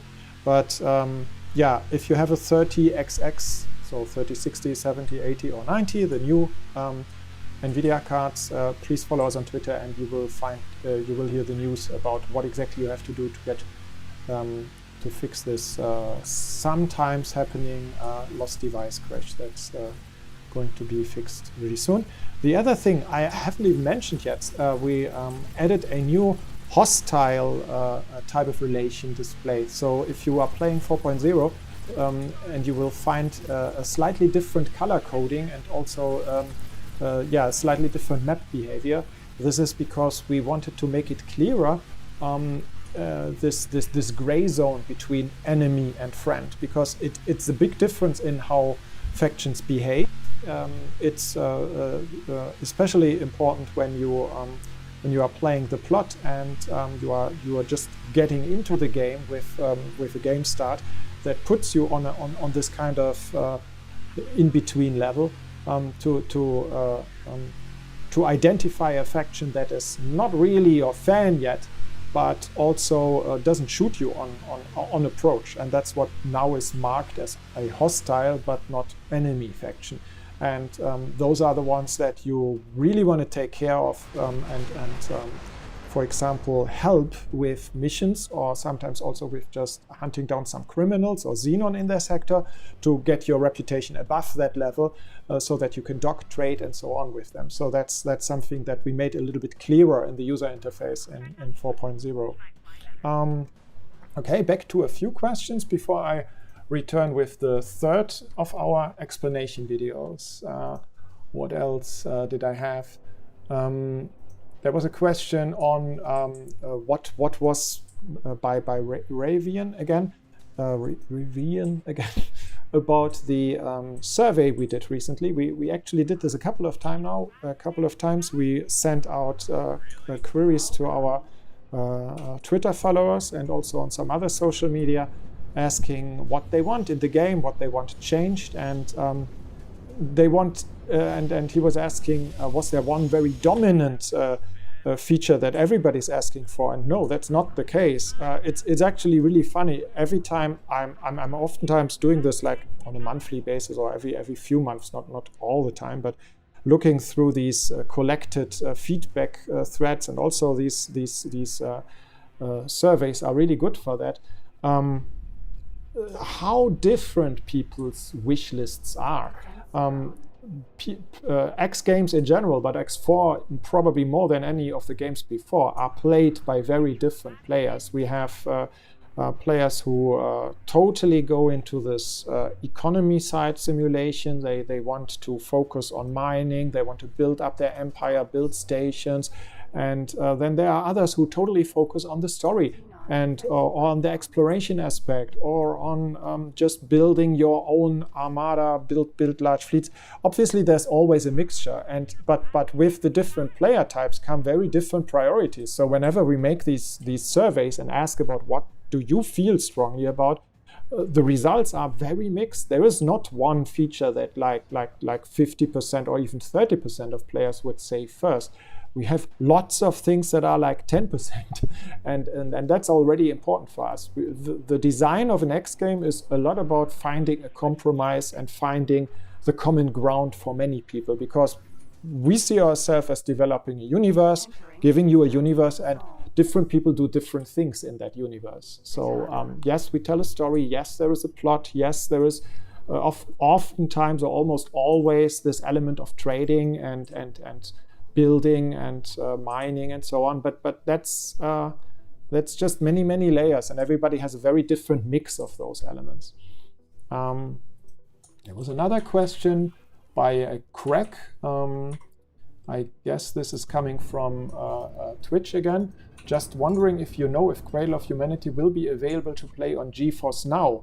at launch, or do I have to wait for NVIDIA to make it available? I am not 100% sure, but I think with an expansion, there is not much that NVIDIA really has to do, because the base game, X4 Foundations, is already in the GeForce Now program. So it should be possible to also play Cradle of Humanity there if you have it on Steam. So obviously it just mirrors this GeForce Now program, for those people who don't know it. Mirrors your Steam library. So you're basically playing with your own Steam library, but you are playing on their computer. So it's over the internet, but yeah, for people who may want to try it with a faster graphic card or with a different hardware, this is a possibility. And I think it works with Cradle of Humanity, but I haven't tried it yet, so I cannot be 100% sure. What else? Are there more plans for add-ons? That question by STB2199. I think I answered that already before. Yes, we have lots of plans, but I cannot say anything concrete yet.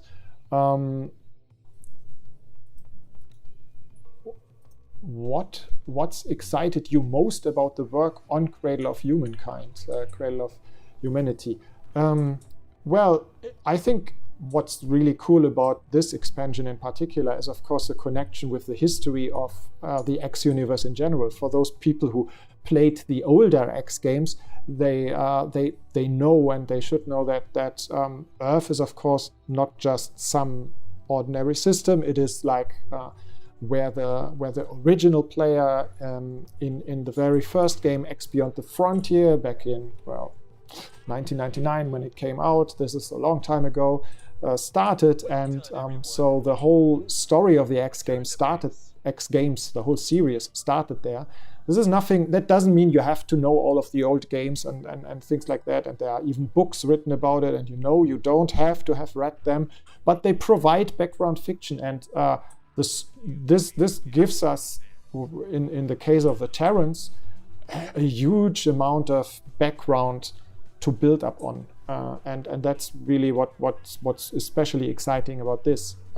In addition to that, of course, it's also graphically beautiful. It's always really exciting for me to see how our artists, how Lino and his team are improving from game to game. Everything gets better, and yeah, this is of course always cool. And in general, there's of course a lot of gameplay stuff, but that's not so much Cradle of Humanity. That's more 4.0 and onwards, new features and improvements. That's also the part that I always care very much about.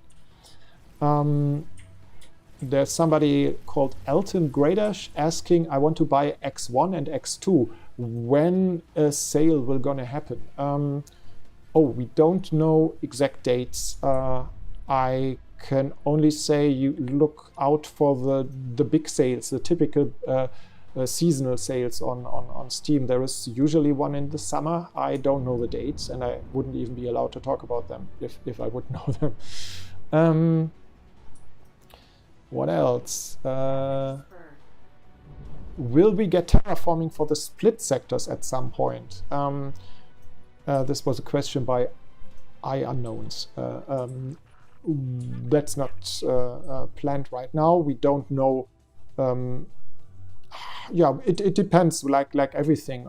If we come back to terraforming again in the future, maybe we will see. But for now, you have 7 planets to choose from.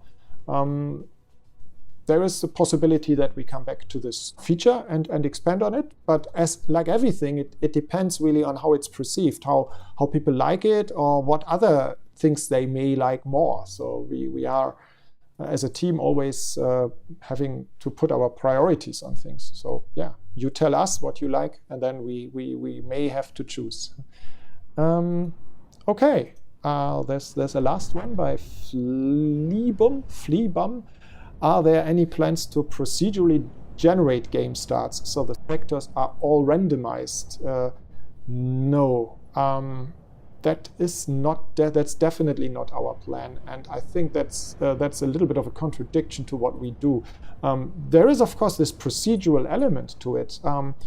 This happens very easily when the game progresses, because what a game start does is it designs the foundations, the planets, the layout of highways also, some of the tech, so the highways and the gate layout in particular, so are, if you will, the technical foundation of the universe, and the planets and the environment like asteroids, resource areas that are the natural universe, and those are designed. We want to be able to design them because we want to be able to design the experience, the look of the universe. But then there is this procedural element, which comes from how the inhabitants of the universe behave. They can build stations, and this is so autonomous by now. We really don't know how the game develops. Every time you start a game, it depends. It happens differently. So already on that level, there is a great deal of procedural development, and the further down the game goes, even without the player, things develop very differently. But of course, even small changes that you as a player do can then make the NPCs behave differently again, and then there is so all of that amounts to a great deal of procedurally different universes. But it's not like randomly generated like Minecraft, which is a great game, so I'm not saying anything bad about that at all. It's just a different aspect. It would not allow us to design graphically as well as gameplay wise the universe as much as we like to. Okay. I will hopefully find time to come back to questions again after the next video. Now we are going to look into what is X4, the part about building again. So talk to you again after this short video here.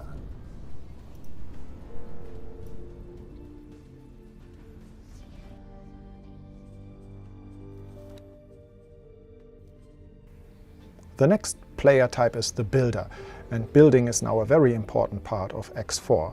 And you can first get a plot for building your own station. That's basically just reserving the space. And you have to be careful where you do that, because it could be pricey and cost money to just reserve space for a station, depending on what faction owns the space. You can just ignore that and simply reserve the plot anyway, but in that case you might upset the faction, and sooner or later they might attack you.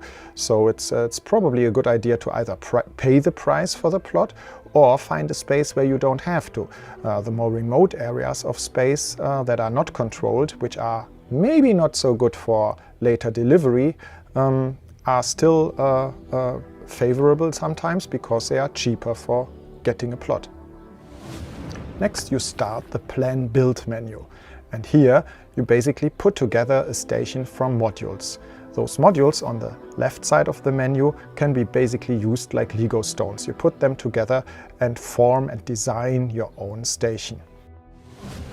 In the beginning, you only have a few modules available on the left side of this menu, but later in the game you get more and more blueprints. Either you buy them from faction bosses, or you get them illegally by scanning data leaks on stations again. This also might require a little bit of research, an activity that I talk about a little later. As you can see, the modules in the building menu come in different types. So the most important ones are the production modules. Productions are the parts of the station that constructs wares, makes wares from resources. But then you also need a storage where both the resources for the production go, as well as the outcome, the result of the production. Other things are living sections for the workers on a station that help you improve the efficiency of a production. Also a docking module, of course, in order for ships to be able to trade with your station is needed. Later you can also add a pier for larger ships to dock to your station. And many other modules that are just there for connecting, or for constructing the station that fits exactly your design. After you decided for the initial design of your station, which you can later of course change and improve at any point in time, you also have to decide how to pay for it, if you will. You can either bring the necessary resources for building directly to a build storage, or you can just hand over money to the station's budget and create buy offers for your build storage automatically. In that case, NPCs will be bringing those wares directly to you. In the Plan Build menu, you will also have to assign a builder ship to your construction place, and that ship can be hired from NPC factions and just assigned to the construction place. And it will stay there as long as you give it something to do. After a while, after that, it might go away again, but you can later hire another one. Once the resources are there, your plan makes sense, and the builder ship is available, construction automatically begins, and you can see the welding drones buzzing around your station and you can watch it being built. Of course you don't have to, and you can just let it sit there, and this happens in the background while you will be away playing missions or doing other things. Once a station becomes operative as a factory, you can use the Logical Station Overview menu to see what's going on inside. This menu shows you nicely the production modules and the storage and how they are connected. So as soon as you have multiple production modules, you can basically see the flow of your wares inside of your station. On the one side, the resources that come into the first storage, then the first production module that takes the resources out of that, refines them or produces something out of it, puts that into a storage, and then you can build a chain of multiple productions. And here in this menu you can see all of this in a logical overview. This menu is also interactive, and you can open every production and every storage and control exactly how the manager of your station is supposed to operate it. By default, it will all be automatic, and that means both the storage levels for every resource and product will be decided by the manager, but also how much he should pay for the resources that he wants other NPCs to bring. So you can set up manual budgets, and you can also set up manually how much storage space you want to be reserved. But you have to be careful because your storage is limited, and it can always happen that because you are producing wares, you run out of space for this certain budget, and then your production cannot operate anymore. So the automated management of storage space is actually normally a good idea in order to operate everything at best efficiency. Efficiency is a key word here, by the way, because normally you always make a station more productive by making it bigger, by adding more production units, or by having a second station and more storage as well. But the real way to make more wares in the same amount of time is what we call efficiency improvement, and the best way to get that in your station is by getting more workforce. Workforce requires living sections, which are very expensive and hard to get, especially the blueprints are expensive, but once you have them, you improve the efficiency of your productions and basically can produce more goods per time, which means much more money. The ultimate goal for every player who is a real builder is, of course, his own shipyard, and that's the last step, if you will, because it's the top of our pyramid of wares. At the bottom you have resources that you mine, and then they are refined into higher and higher products, and at the very top you build either ships or stations out of it, and you can do it all yourself. Your own shipyard will be producing your own ships. In the very best case, you are not anymore buying the resources for your station from NPCs, but actually manufacture everything yourself. So the only thing that you buy or get manually is the resources at the very bottom of a station, and then you have your entire chain included in your own station, or you build up a supply chain between your own stations so that you become completely independent of NPCs. I have mentioned storage for your station, and I have mentioned the build storage. It's important to distinguish between the two. A build storage is needed at the beginning and contains the resources that your station needs to build, whereas the normal station storage is the sum of all the storage modules that you put on a station and where the products as well as the resources go. Sometimes you might want to move wares from your station storage into your build storage. The easiest way to do that is to just add trade drones to your station, in which case all of that goes automatically. That's also an advantage, by the way, for trading, because trade drones make it possible to more quickly empty trade ships. So it's always a good idea to have trade drones either on your trade ships or on your station. But if they are on the station, you also automatically can move wares from your build storage to your normal storage. A very special station to build on in X4 is the headquarter. The headquarter is part of the plot, which I will be talking about a bit more in the think section, but it's also very useful for the builder because it allows you to get one important feature of the game, which is called research, and research unlocks important things like teleportation later in the game. So improving your headquarter can be an essential part of building as well. Other branches of the research activity that is unlocked with this plot also include research for mods. Mods are the very best way to improve weapons, ships and engines for very advanced players. Another cool thing to build are venture docks. Venture docks are our gateway into the online gameplay. You add a venture dock to one of your stations, and that allows you to send ships to other player universes on ventures. Ventures also reward you in the game with very nice rewards coming from those parallel universes of other players. And of course, when you participate in this gameplay, you also see visitors to your own universe. Ventures can also help you improve the skills of your pilots, and not just your pilots, but also the crew aboard those ships. And as you heard, crew skills are very important for advanced activities, so it's always a good idea to send pilots on ventures.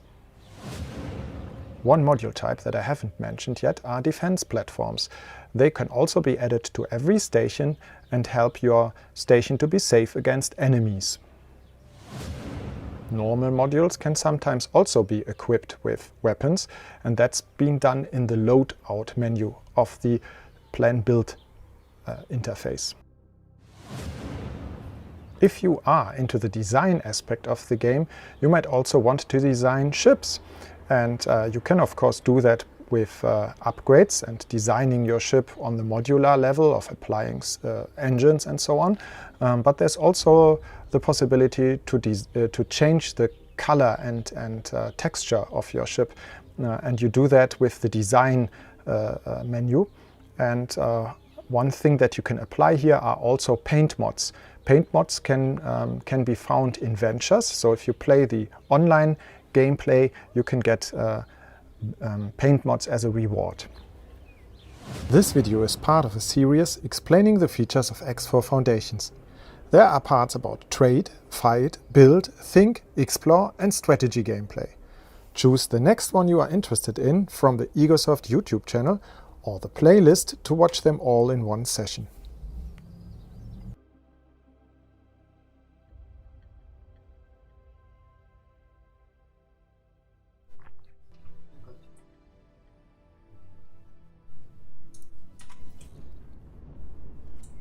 Okay, and we are back live, watching again Joshua here playing with some Terran ships. So this is now again Cradle of Humanity content, even though the ship looks very red here, probably because of the sun, the light in this sector.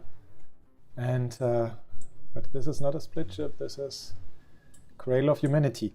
And by the way, talking about colored ships, I haven't talked about paint mods because Joshua likes to put paint mods on his ships. I actually told him not to because we wanted to show the ships like they are intended to, the original design, but he was actually normally he puts all kinds of paint mods, crazy paint mods on his ships. No, not this one, please.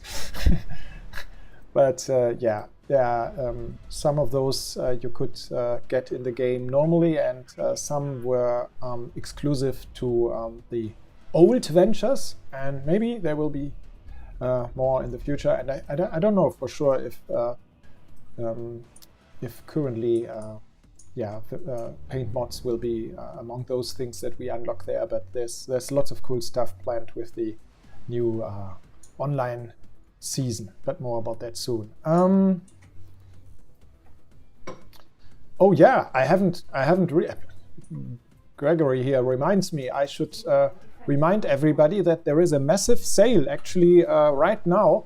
The base game X4 Foundation is currently at its cheapest point ever. We have reduced the price by 40%. So of course we are not reducing the price on Cradle of Humanity and the expansions, but the base game is discounted for 40%. Also, the if you like to have the whole package, including the 2 expansions, Cradle of Humanity and Split Vendetta, then there's of course the collector's edition bundle, which also includes soundtracks, and you don't have to pay anything twice. If you buy a bundle, it's always just taking into account what you already own, so you can always buy these as an upgrade.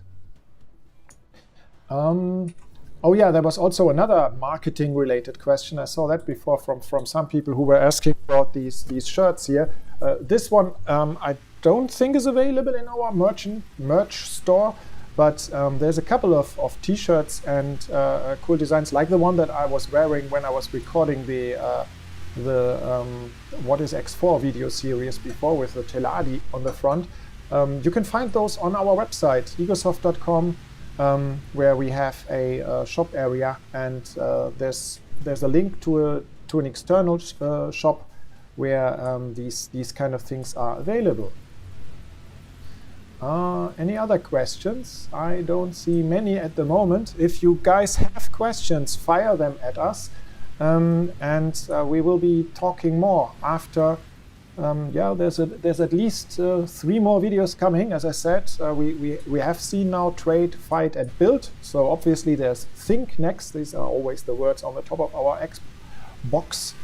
But there's also an Explore and a Strategy video. So 3 more coming up, and I will also be playing a video where Owen, our friend Bozotar, will be talking a little bit about everything you can do in an X game. So stay tuned and type your questions on Twitch, on YouTube, on Steam, wherever you are seeing us now. And I will answer some more stuff after this commercial break. No, it's not a commercial break. It's another video. And in this case, it's about Think, which is of course just a term which encapsulates lots of things, but especially missions and the plot. So here we go.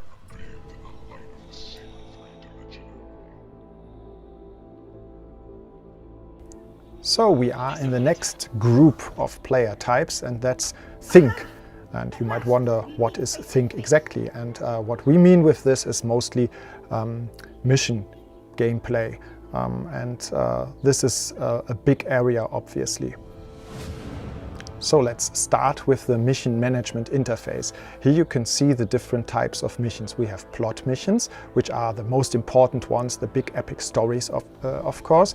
And we have subscription missions, which are also longer and can basically span a very long period of time and many different types of missions, but are always for one faction. So you join an effort and play a subscription mission for a particular faction for a longer period of time. For example, you join the war effort of one Paranid faction against the other, and then they supply you with all kinds of tasks, but you can still choose which tasks exactly you want to do. Sometimes, for example, you don't want to get a bad reputation with the other Paranid faction, so you only do war missions that are more indirect, like placing satellites and not directly destroying their military ships.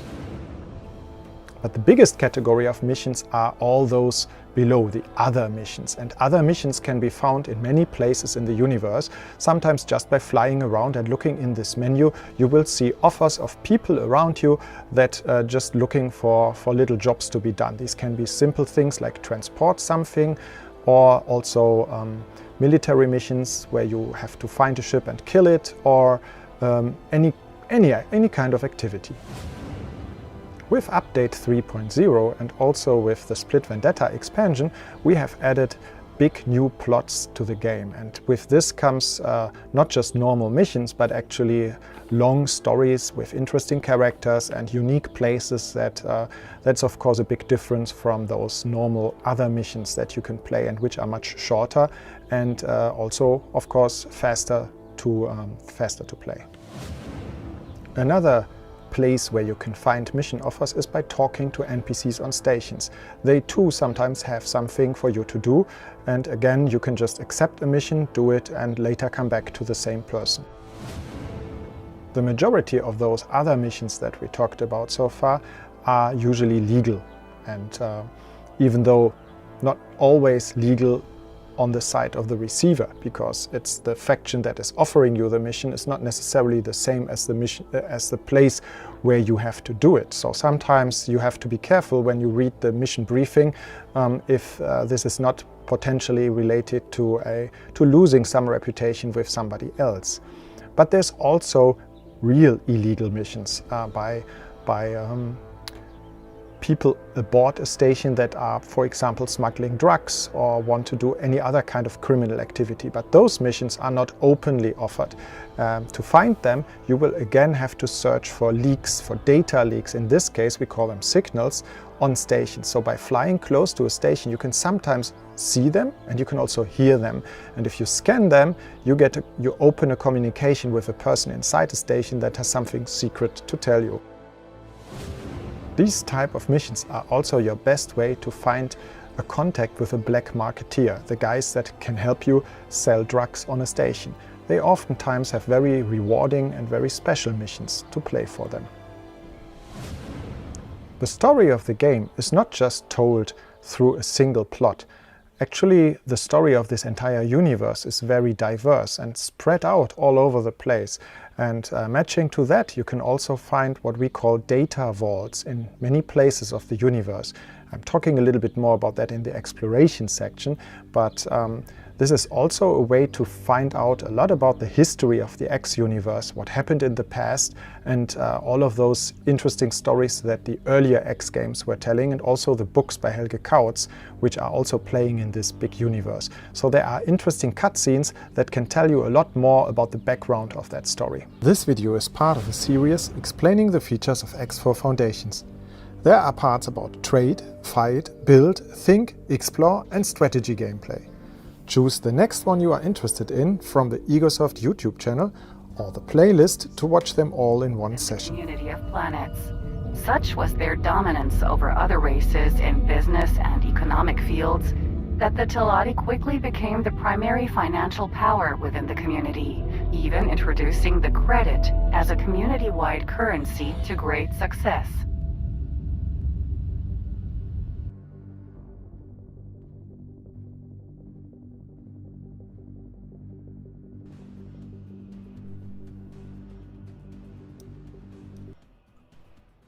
Okay, back live and watching Joshua again play Cradle of Humanity and still fighting. That's his thing. He's actually taking stations apart with the biggest ship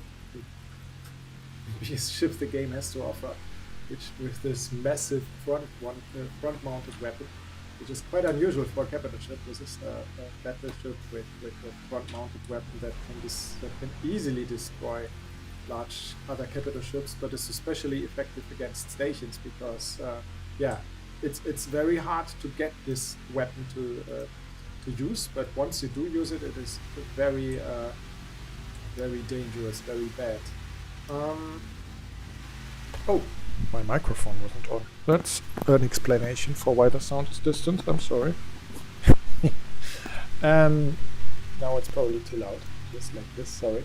So this is going on in the background, and meanwhile I will answer a few more questions before we go and continue with the videos. So let me see. There's a question by Anut12. A feature that I missed from X3 was the docking command. Is there any plan to add it? Maybe as docking computer Mark III meant player autopilot docking at a target. As a player autopilot? docking at the target. You mean that the ship actually does the last part for you? Well, I mean, I don't know. I mean, what's the difference? Because if you have the docking extension that you already have, there's 2 levels to it in the game. It really moves you into the dock from quite a long distance. I don't know if you have really tried that yet. There is the Mark I and the Mark II docking computer, and the second level of that really means you only have to fly in the vicinity of the dock, and the ship will then automatically dock. So it's a bit different from how it was in XP. But I don't know what advantage would the X3 behavior have over that. Maybe you can send me an email and explain, or try to convince me. Next guy is Windlark. Sorry, I will repeat the question. Dear Egosoft, can you make it possible to assign my workers to a ship or a station as passengers? I wanted to keep the pool of trained managers or marines somewhere, but now I have assigned them to a ship as mechanics, and I can just forget where to find them.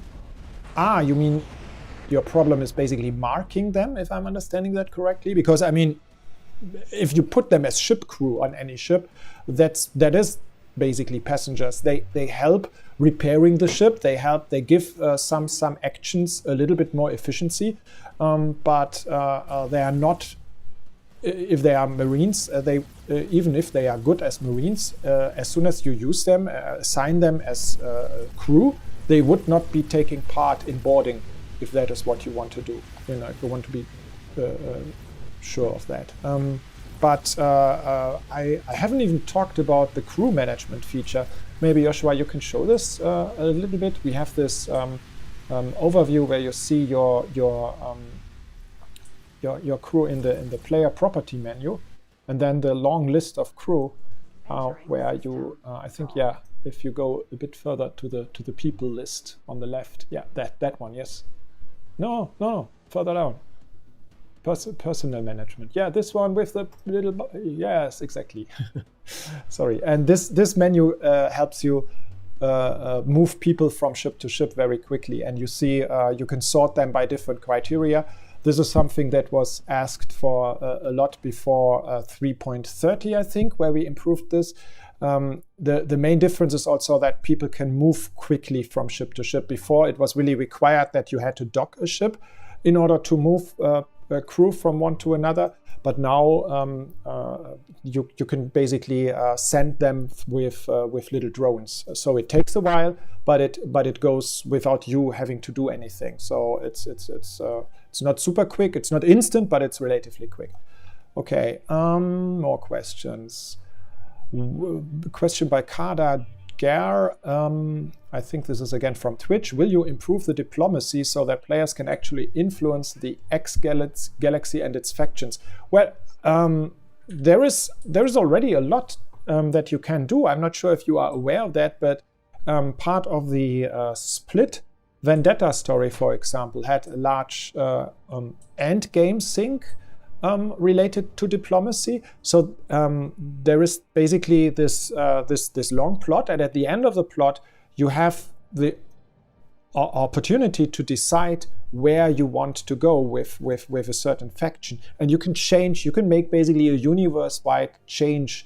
And this is then a sync, as that means you will have to put a lot of resources into it. So a little bit similar to what we do with terraforming now in 4.0.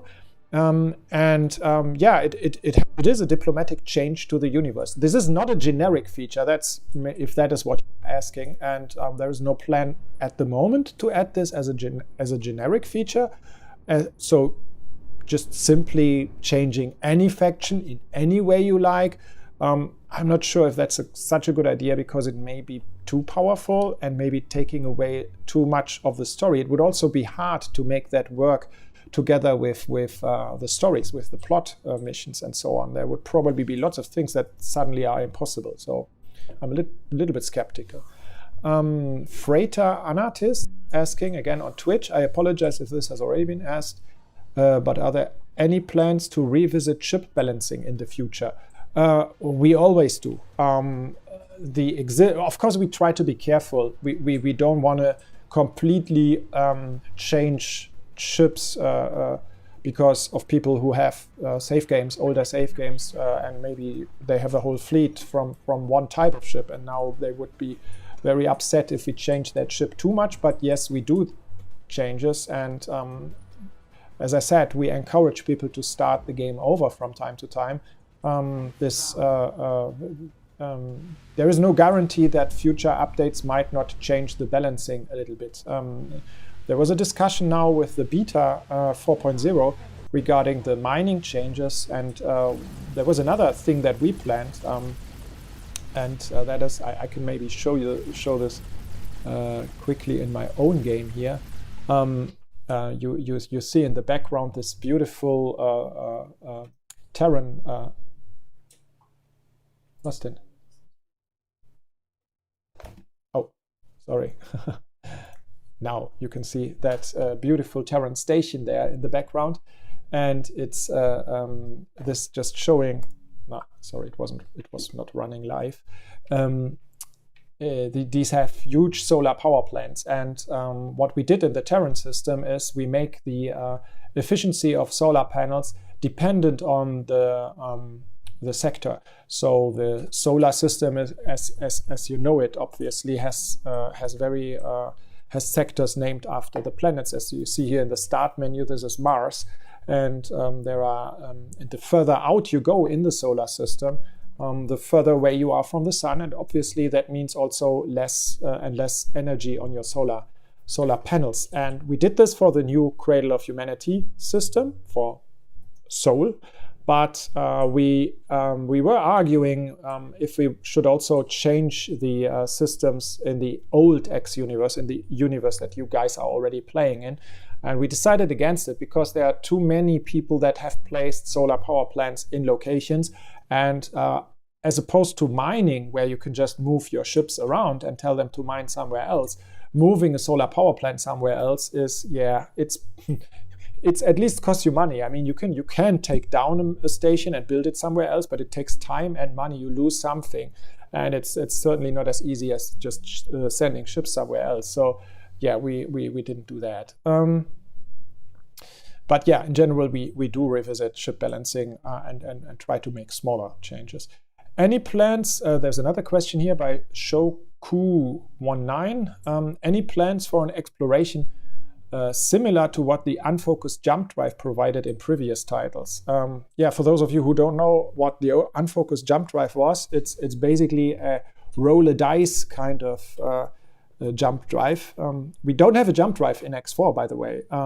We deliberately decided against that. Instead, you have teleportation, as I showed before when I was playing. Teleportation allows you to teleport to any of your ships across the whole universe once you have researched it completely. So in that way, it can be a replacement for a jump drive, but it still requires your ship to be there. So you, the player, can teleport, but not your ship. It has to be there. So that I think fits much nicer to the way people play X games. You start with one ship, then you have 2, 3, and very quickly you have a whole fleet, and you send them on different missions. Some mining ships here, trading ships that go back and forth somewhere else, and then suddenly some of the ships get attacked, and then it's really cool that you can teleport to that ship and take over yourself. But if with a jump drive is always this is too powerful in a sense, because it means you can, if you just need a little emergency fleet, and you can always bring it everywhere. And there is no much sense in strategic protection or technical things that you set up in a location, because in an emergency situation you would just jump your ships there. Instead, with teleportation, you can go personally everywhere very quickly, but you have to set up your stuff correctly in the first place. It's not easy to get a fleet quickly from A to B. They still have to go through gates. They still have to go on ordinary paths. So yeah, we decided against the jump drive, and therefore also against the unfocused jump drive that your question was about. The unfocused jump drive was basically bringing you to complete not connected systems outside the normal universe. What we do have in X4 is a little bit similar, are anomalies, and some of those anomalies also bring you to kind of random places. There are stable anomalies that are always in the same place and always bring you to the same location, but there are also unstable anomalies that are a little bit random, but they wouldn't work like the unfocused jump drive for obvious reasons. So, other questions? Oh yeah, there's the old classic. I see from the YouTube chat, somebody was asking if there is a VR version coming. Unfortunately, the answer is always the same. Right now, there is no plan because it's really a market thing. We would love to do it. For those of you who know us as a company a little bit more, you know we have made a virtual reality version of X Rebirth VR Edition, it's called. X Rebirth VR Edition is there. You can play it. It's pretty cool. We definitely plan to go back to it and update it, hopefully. Fingers crossed, hopefully maybe this year, I don't know. I don't want to make any promises, but we want to update it with a couple of changes that we made while during the development of 4.0 that we can backport also because they are based on the same graphic engine. But apart from that, bringing X4 to a full-blown virtual reality experience, it's a lot of work. We learned that with VR Edition. It's not as simple as just saying, okay, we take the same game and make it VR. There's lots more to it. We have to change the universe. We have to change the user interface. We have to do a lot of things to get the performance to an acceptable level for virtual reality, which is much higher requirement. The game has to run much faster all the time, reliably, and that's it's just a different game for many reasons. So oh, by the way, I can switch back to Joshua again playing, so you don't have to watch the game start menu here. Okay, so what are you up to? So okay. Still fighting, still big fights. still not done with the Xenon. Okay. Let's see, other questions. Windlark was asking, maybe you can add more opportunities for piracy. For example, the ability to hide identity and destroy some stations without losing reputation. I don't want to say too much about the story of Cradle of Humanity, but playing with identity plays a role in it. So I suggest you play the plot in Cradle of Humanity, and this is not about piracy as much, but it is about there are we do play, and we just recently improved with what we call cover factions, so the ability for the player to hide under the cover of another faction. Do we return to piracy in general? There's a good chance. So as I said, nothing is set in stone yet regarding other expansions and further work, but there's a good chance that piracy will play a big part of it. What else? Fleabum again. Are there any plans to let players capture and fly Xenon or Karg ships or use their technology in the future? No, I mean definitely not fly their ships, because those ships are not designed. It also wouldn't make sense from a lore perspective. These are the Xenon in particular. They are robots. They are AI. They do not need cockpits. So the ship would have to be literally redesigned, both lore-wise in the game and also literally 3D model-wise. So no, it wouldn't make any sense. Are you planning, there's a question by JJ, are you planning on letting players choose the race of the crew of their self-built ships and station personnel? Yeah, you can already do that, right? I mean, you are not, of course, you're not making the crew, you are hiring them, but you can hire them from different places, and you can, of course, hire only Teladi or only Split for your ships. It's just, of course, if you are on the Argon Yard and you want to get the get crew directly from that yard, then you are limited to whoever is on there. But if you can fly your newly built ship anywhere else and get a crew there, so that should already be possible.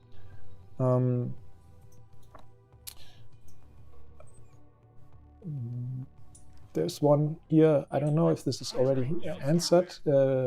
Lino posted a question from somebody called Big Bang Theory. Can I at some point assign multiple construction ships to a project to speed up station building and hopefully also deconstruction?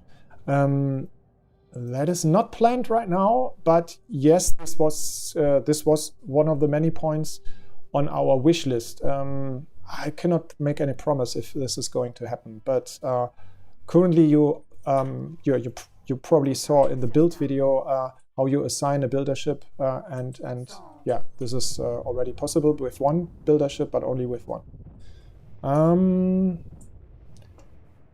Who else? Headhunter 1984. Hello, Egosoft official. Will there be a signed bonus pack for X4 in the future? I think I talked a little bit about signing of mods before. If there are good candidates for quality of life, user interface, this kind of stuff, mods that are useful for players, and especially in the context of the new upcoming team online gameplay, then we will sign those. If it is minor stuff, or if it is, it's a case-by-case decision, because it might sometimes be easier for us to integrate directly in the game, and also safer, because sometimes modders do it in a different way, and sometimes also for performance reasons, it's better for us to integrate these kind of features deeper into the game. So, but obviously we will not be signing anything that changes the balancing of the game or gives you money or anything like that. Putting stuff together in a bonus pack is a different story. That's what we did in the past to make this kind of stuff easier accessible to players. But that was at the time when there was no workshop yet. I think the Steam workshop and also other websites that give you access to mods very easily are doing this better than the bonus pack ever did. So I don't think there is a need for us to make this more easily available. Kiwi Much on Steam. Come better engines for exploring, flying to suns, and fly around planets into X4. So the question is, flying to suns, flying around planets? So you really want to make extreme distances. I don't know what exactly the point is. No, I mean there is a travel drive, right? The travel drive is what is the normal ship engine's top speed. It's for bridging large distances, and it makes your ship much faster than normal top speed, but at the price of reducing your steering, and that's not quite as fast as highways, certainly not as fast as superhighways. Those are the other methods of getting faster. That's more than enough, I think. Yes, you can actually fly around some planets, or you can at least fly towards planets, and they are 3D, they are there, but that's normally not really meaningful. That's more like if there are ways, or if there are interesting things, then those would be connected with superhighways. That's what we already do. There are systems where you see a planet from a distance, and then there is a superhighway. You enter the superhighway, and you see how you visually get closer to the planet. And then there is another sector there. So, but we kind of break things into clusters. So interesting stuff is closer together. Bridging these huge distances with a normal speed ship would just take very, very long times. I mean, the time you bridge with a superhighway, flying that even with travel drive, takes many hours, many hours, and I don't see any meaningful gameplay in that. If you just in a straight line fly for multiple hours, and yeah, cool, and then you make it 10 times faster, then it's still slow, and and there's nothing happening in between. So why not just use a highway? So I'm not really a fan of this idea. Sorry, I'm not sure which more I I may be missing something here. I just jumped to the bottom here. A question from S. Borean, The Bold on YouTube. Pilot training question. Can we please get crew training facility at some point to send pilots to school to increase their skills? What you are probably asking for is in like mass training. There is already the ability to train individual pilots with seminars. Seminars are available through all kinds of ways, and you can give them to individuals to make them better. And the idea here is that on the one hand, your crew, your NPCs, they get better all the time by just playing, but that happens really slowly. And they kind of run into a wall after 1 or 2 levels. So from 0 star to 2 star, this happens by normal actions.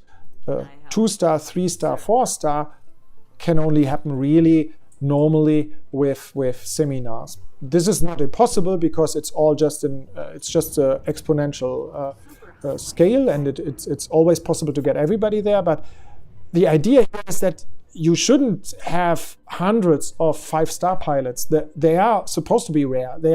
This is something where you are micromanagement, where you are encouraged to do micromanagement on individuals and then place those individuals into the most important places. There have been changes to how useful higher skilled pilots are in the game and what they do, but the idea is definitely not that your average crew or your average Marine needs to be 3-star or more. Absolutely not. It helps a little bit. Marines is different. Marines, it definitely helps with your boarding chances, but they also learn ridiculously fast if they don't die. So there's this very different kind of training for them.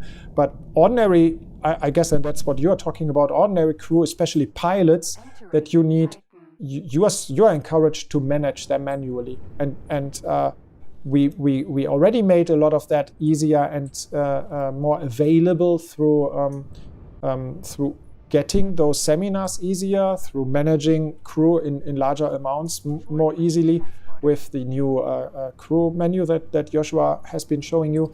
But I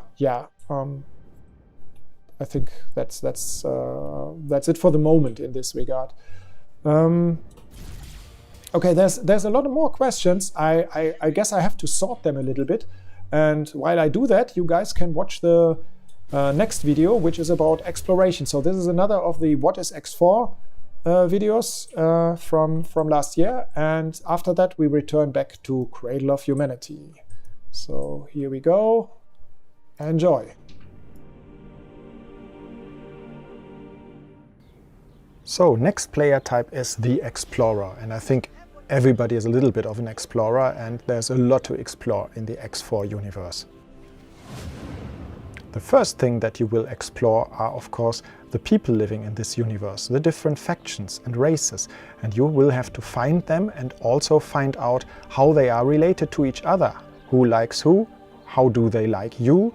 All of these things are the most crucial information for building up your trade and your fight relations with them.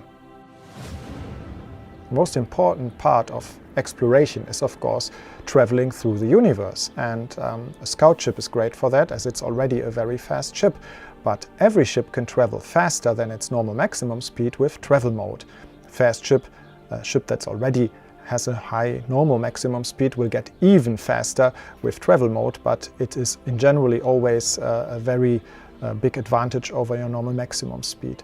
You turn on travel mode with shift 1, and then your ship continues to accelerate for a long period of time, and this comes at the price of maneuverability. So you cannot turn anymore, unless of course you turn off your flight assistance with controlled space, in which case you can still happily turn around but continue to fly in one direction. So this is a little bit dangerous, but possible. One thing you will find in the universe when exploring are lockboxes, and there's all kinds of them. Big ones, smaller ones, they have different type of secrets in them and treasures to find, but they all have in common is little locks that you can shoot, and you will have to be very careful when shooting them. Normally only turn on one weapon in the ship configuration menu. You can always configure your weapons, of course, so even if your ship has multiple, only turn on one and carefully target each individual lock. Just like with the crystals, you can pick up the loot from a lockbox with the loot magnet by holding down the O key. The things you find in lockboxes, similar to the crystals, will all end up in your inventory, so they do not require storage in your ship. You have them on yourself, so that also means when you teleport from one ship to another, you always have it with you. And that stuff can be sold to inventory traders. These are the guys that you will find on every trade station and in every factory even, and they allow you to sell off the valuable things that you find in space and make a profit with it. Some of the things you find, however, are important for crafting, so you should be careful not to sell everything.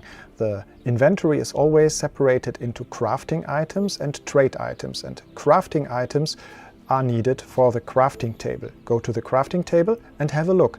It's usually profitable and helpful in other areas of the game if you can craft something from those things. Crafting is as simple as selecting the necessary item and click on the craft button. You will of course need all the ingredients. So the first time you find a craft item, it will show you the recipe for the thing that you can craft from it, but oftentimes you will need the other ingredients too. So it will take a time of exploration to find everything needed. Among the cool items that you can craft are EMP bombs and spacesuit bombs, but also hack items that you can use for the panels on stations. So many things, exciting things to try out. One of the rarest things that you can craft from items in the game is the Zeta time acceleration engine. Fans of the X series know this from the past. It allows you to basically speed up the time of the game, and this is very useful, but it's something that takes a lot of time to find in the game. In order to find lockboxes and other important things in the universe, you can use the long-range scanner.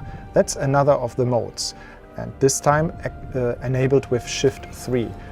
When this mode is turned on, you can use the secondary weapon button or the L key on your keyboard to launch the echo, the signal through the universe, and you will see little circles and you will also hear them for anything valuable that might be around you. So this has a very long range, and it also helps you to find stations that you haven't seen yet, which are outside of your normal ship's scanner range, as well as those little items and loot lockboxes. The long-range scanner adds those question marks to your map, and if you look closer, you will see that some of them are the long distant space stations, which are currently outside of any of your ship's scanner ranges. So these are stations that you haven't seen at all yet, but there are also unknown objects, and these are usually lockboxes, so that's something important to find. An even rarer thing to find with these question marks and with the echoes of the long-range scanner are the data vaults that are already mentioned in the Think section. Data vaults allow you to find information about the past of the X universe and also some little treasures, so look out for them. You need your spacesuit in order to access them. Very rarely you might also find abandoned ships, so in these cases you can capture a ship without even fighting. There are also some wrecks in the universe with some hidden treasures inside, and in those cases again it is useful to go into your spacesuit and look on the inside of those objects. Very often you will have to open something to get into these things. One progress of the exploration player is seen in the encyclopedia of the game. Here you collect all the information about the universe, and so you can see, for example, all of the wares that you have been in contact with, all the ships that you have seen, all the modules that stations were built from. So this is just the encyclopedia of all the knowledge that you find in the universe, and as an explorer this is very valuable for you. I already mentioned crystal hunting before, and of course while exploring you sometimes also find crystals on asteroids, and that's another good source for income. one of the rarest things you can find in lockboxes and in other places of the game are components for ship mods, engine mods, laser mods. Those things are very valuable, and combined with the right research you can later improve your ship components to a much more advanced level and get very unique ships that way. Like most activities, even exploration can be automated to a degree, so you can also tell other pilots to explore a region for you, and they too will find things and inform you about it. And at that point it is up to you if you want to teleport yourself to the ship, if you have teleportation already, or fly there and do the activity yourself, or if you tell the pilot to pick up a lockbox for you. Be careful, however, picking up crates and opening lockboxes especially is something that only advanced pilots, good pilots with more stars, can actually do. This video is part of a series explaining the features of X4 Foundations. There are parts about trade, fight, build, think, explore and strategy gameplay. Choose the next one you are interested in from the Egosoft YouTube channel or the playlist to watch them all in one session.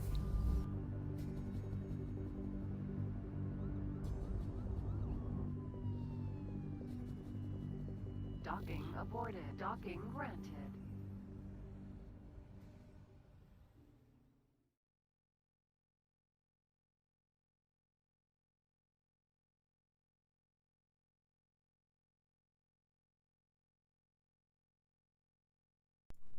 Oh, hi! So back, and we see Joshua again. Let's remove this, and I think the sound is there as well. I had a few more questions before we get to the last part of the What is X4 series about strategy, and Joshua has moved his Terran fleet into a different sector now to show us those beautiful ships in a somewhat different light in the meantime. And we can look at a couple more questions. For example, there was a question from, I don't know, this looks like Twitch, but I don't see the name of the user. Do you plan to add the possibility to enforce uniforms to hired NPCs? Yeah, we definitely talked about this as a possibility for the future, but this is hard. This is very hard. I mean, you know that would require a lot of variety in uniforms and dresses and so on. So it would be really cool. I agree, it would be really cool. I cannot make any promises there that this is really possible in X4. Then another question by Max ZTT. When are Boron ships and station dwellers finally coming to X4? I think I mentioned the Boron before already, and I said it actually in every stream. I know there's a lot of fans. The Boron have a lot of fans, and we definitely want to have them in the game at some point. But it is really hard. As you know, Boron, and as you have seen with our friend Bozota in this glass before, are underwater creatures, so if we want to make this really realistic, it's harder than with the normal races, and we want to do them justice if we do them. So this is something we've spent a lot of thought on. We have a lot of ideas for this, but again, it's too early to talk about anything. Then another question by Getsufune, somebody who's called after a system in our game. Hi Bernd, can we have 15 degrees or 7.5 degree rotation snap mode for modules in the station building? Maybe Joshua can show a little bit of station building to explain what that means. Yeah, in general, yes, we want to improve also the station builder interface a little bit. There's a couple of problems with it, especially when it comes to the exclusion zones. This is the big boxes you see here in the background for piers and docks. This is basically these boxes mark the part where you should not be building in, because this is where capital ships, or also in the smaller ones, this is for a pier. Here you see the large things in this station where the capital ships can move in. but also any dock has exclusion zones, and sometimes that's a little bit hard to understand and see in the 3D model. We are considering different improvements here. I don't know if this in particular is possible. I don't want to promise anything, but we will be looking into improving the editor in general. By the way, there is a new mode, I don't know if I have even shown that in 4.0. Maybe I can quickly jump to my window here. My window, transition like this, and then I can quickly show you there is this, where is it? The Station Design Simulator. Forget about the stuff that you see down here, and forget about this stuff that we talked about before, which is only available through mods yet, but will come sooner or later. But the Station Design Simulator is already in the game. That's basically giving you the ability to build all kinds of blueprints right from the start, so that you can design stations that you don't have yet the blueprints for in the normal game, and then you can save them, save the layout of such a station, and later build them over and over again. This principle of being able to export a layout for a station that you have designed and even share it online with other players has been in for, I think, since 3.0. And now with this editor, it should be easier to load and save such designs and share them with other players. I will go back to my son's game here again, so you see something more interesting. More questions. World of Peace on YouTube was asking, Egosoft, are there plans to make it harder to fly directly behind engines in the future? How about adding radiation damage? Because I often see people flying close to engines to take out ships. That's actually already a part of 4.0. There was, I think, in one of the last betas, we have added damage areas behind engines. So yeah, you cannot fly too close to engines, or at least you will take damage there. That's already in. And the last question before the next video from Viden's Pet on YouTube, Egosoft. Now that the expansion is live, will you be focusing more on the modding tools for the community? I answered already before. Modding tools, we would love to do more. I said this is also going to be helped by our improved work on the Blender pipeline. As you saw, Lino is already working almost 100% with Blender.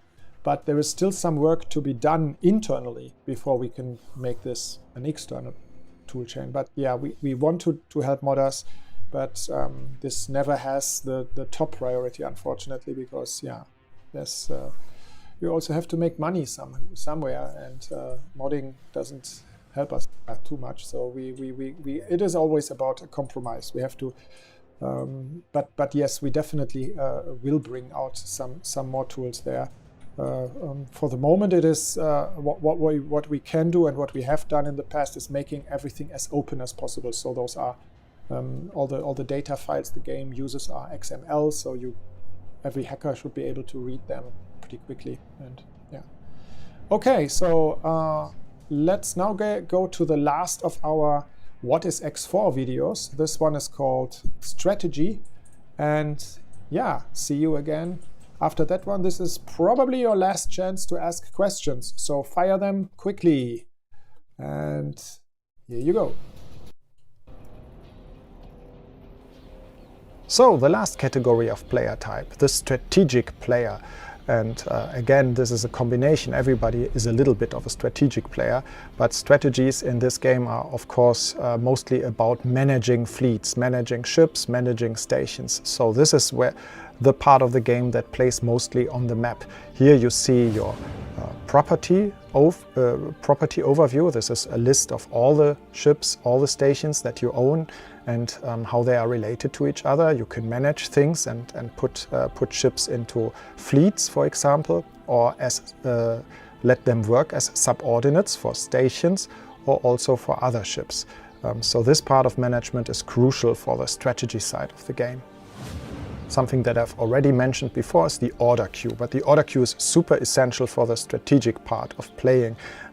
In this queue, you can see exactly what your ships will be doing in the future. And the order queue is also represented as a blue line for every of the ships that you own and have actively selected on the map.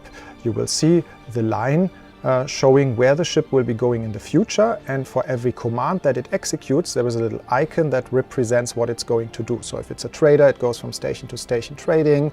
If it's a ship that has an exploration command, you can see the radios. So this is a very intuitive interface for everybody who has ever played a strategy game before. An important concept on the map is to understand that you get something different depending on if you have already a ship selected or if there is nothing selected. If you just right-click on the map without any prior selection, you will have the context menu that you can personally do. So these are commands for your current ship. Whereas if you have a selection, one of your ships in the best case, then the right-click menu, the context menu, will give you options and commands for that particular ship. And this can also be done with multiple ships. You can do a multi-ship selection by holding down the shift key and then dragging a rectangle and then giving orders to multiple ships at once. This is again, I think, very intuitive for everybody who ever played a strategy game before. In the behavior menu of your ship, which is a subsection of the info menu, you not just see the order queue, but also behaviors. And behaviors are basically orders that take a longer period of time. Usually they are permanent, they take forever, if you will. And they can create orders implicitly. A behavior can be something like automatically trade for me and always trade these two wares, or also automatically mine this area of space. Behavior can come with a higher level of automation. In that case, they require very skilled pilots. So, as you will see, some of the behaviors have minimum skill requirements, which are indicated by those star levels. And only the better pilots, those that have already gained more experience in the game, can execute them. So while a behavior can create a normal order, there is also something we call an override order. And that is what happens when your ship runs into an unpredicted situation. And that's, for example, when one of your ship's smuggling wares is being scanned by the police. Or when any of your ships is being intercepted by pirates. In that case, they usually call you and ask you what to do. But you can also pre-select under global behavior in your empire management menu how they should react by default, so that you do not have to react every time. For example, you can tell them to flee every time or to fight back every time. This action is called an override order because it jumps to the very top of your order queue, obviously. I mean, they may be having 10 more orders to do, they want to be trading, mining or whatever, but right now they are being intercepted by pirates, so reacting to those pirates is now a priority and jumps to the top of the order queue. But this also allows you to change the order afterwards. So you can always go to any of the ships that are indicating a blinking order symbol to show that they are currently doing an override order. So that means something important is going on with that ship. Click on them, go to the behavior menu, and you can change this order and, for example, tell a ship that decided to fight that it's better to flee because maybe their hull is already on a critical level. Again, pilot skills can be very important, and not just pilot skills but also other crew skills, like even the normal crew on your ship is getting better when they learn more during the game, and especially marine skills are important because that helps you a lot in the boarding activity. But all of those people working for you get better when you let them do something. But not all activities are the same in that regard. A ship that's just trading is not giving the crew as much experience as one that is doing a more exciting action. For example, exploration. Or when they are in a fight, they probably learn more than anybody else. So ships that are surviving fights are giving their crew the highest gain in skill. And another way, as I mentioned before already, is playing ventures. So sending them into other player universes on the online gameplay is also a good way to train your crew. For those few very best pilots, you can also use seminars. Seminars are sometimes a reward that you can get at different places in the game, and can then be applied to individual crew members or pilots in order to get them an entire star further up in their skill. A nice feature in the strategy gameplay is also formations. You can select different formations, and some again require better pilots than others, and that changes how your ships are grouping together. When you assign one ship to another ship or a ship to a station, you are in effect setting up subordinates. So at that moment, the boss, the higher one in that hierarchy, is giving orders to its subordinates, and usually you can just say what type of job this ship is doing for the other ship. For example, a typical role would be defend. And that means the wingman in a group will be defending the leader. This is of course very useful for trading. You can select fast scout ships to defend your trader. But this is also very useful for assigning trading ships to a station in order to have the manager of that station use those ships to supply itself with resources or even to sell off its products. That's not needed because you can just normally also rely on NPCs to do this for you. So you're just creating trade offers like every NPC normally does as well, and then the other traders in the universe will come and bring resources to you or buy products from you. But assigning your own ships can help to do this more efficiently or faster sometimes. Another very advanced feature for the strategic player is the supply ship. The supply ship basically works almost like a flying wharf or shipyard. It's able to supply smaller ships that dock to it with new ammunition. So this is very useful if you build up your entire fleet and want to have more ammunition that can normally fit into smaller ships, or if you want to even repair the ships while in a big battle. So supply ships are super cool for large fleet battles.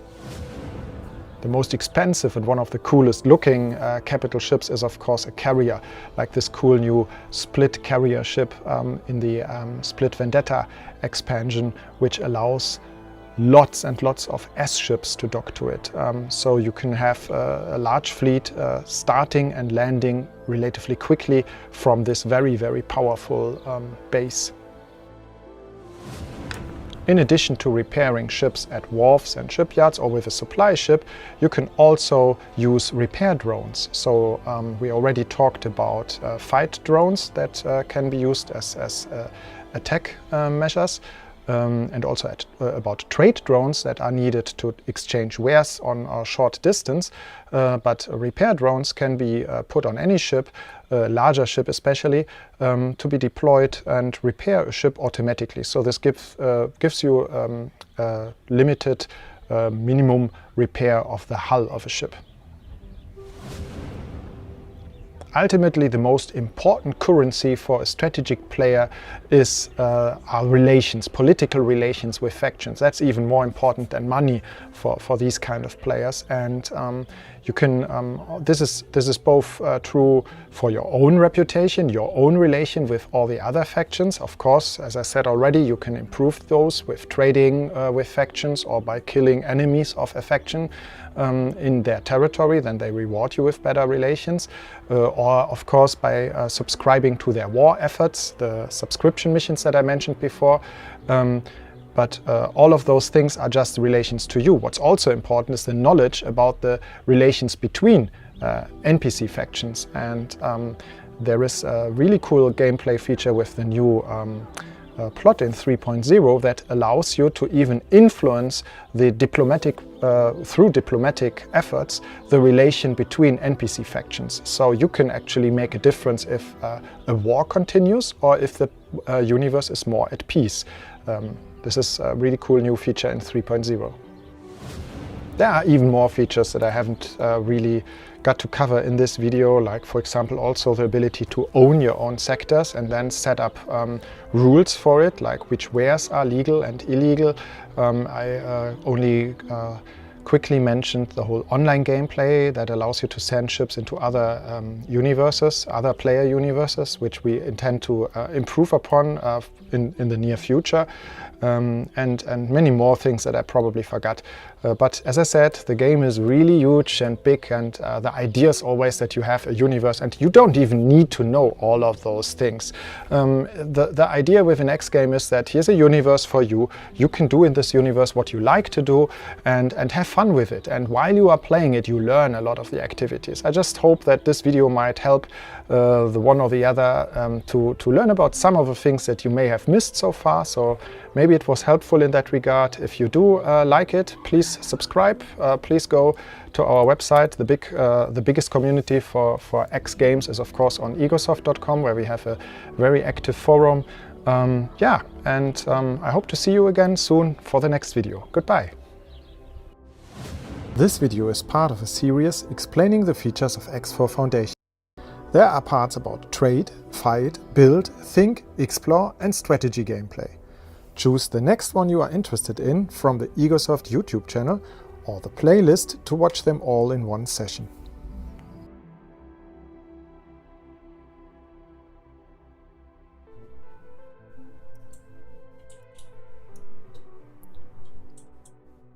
Okay, and we are back and watch Joshua play with his huge fleet of Terran ships in Cradle of Humanity and answer a few more questions.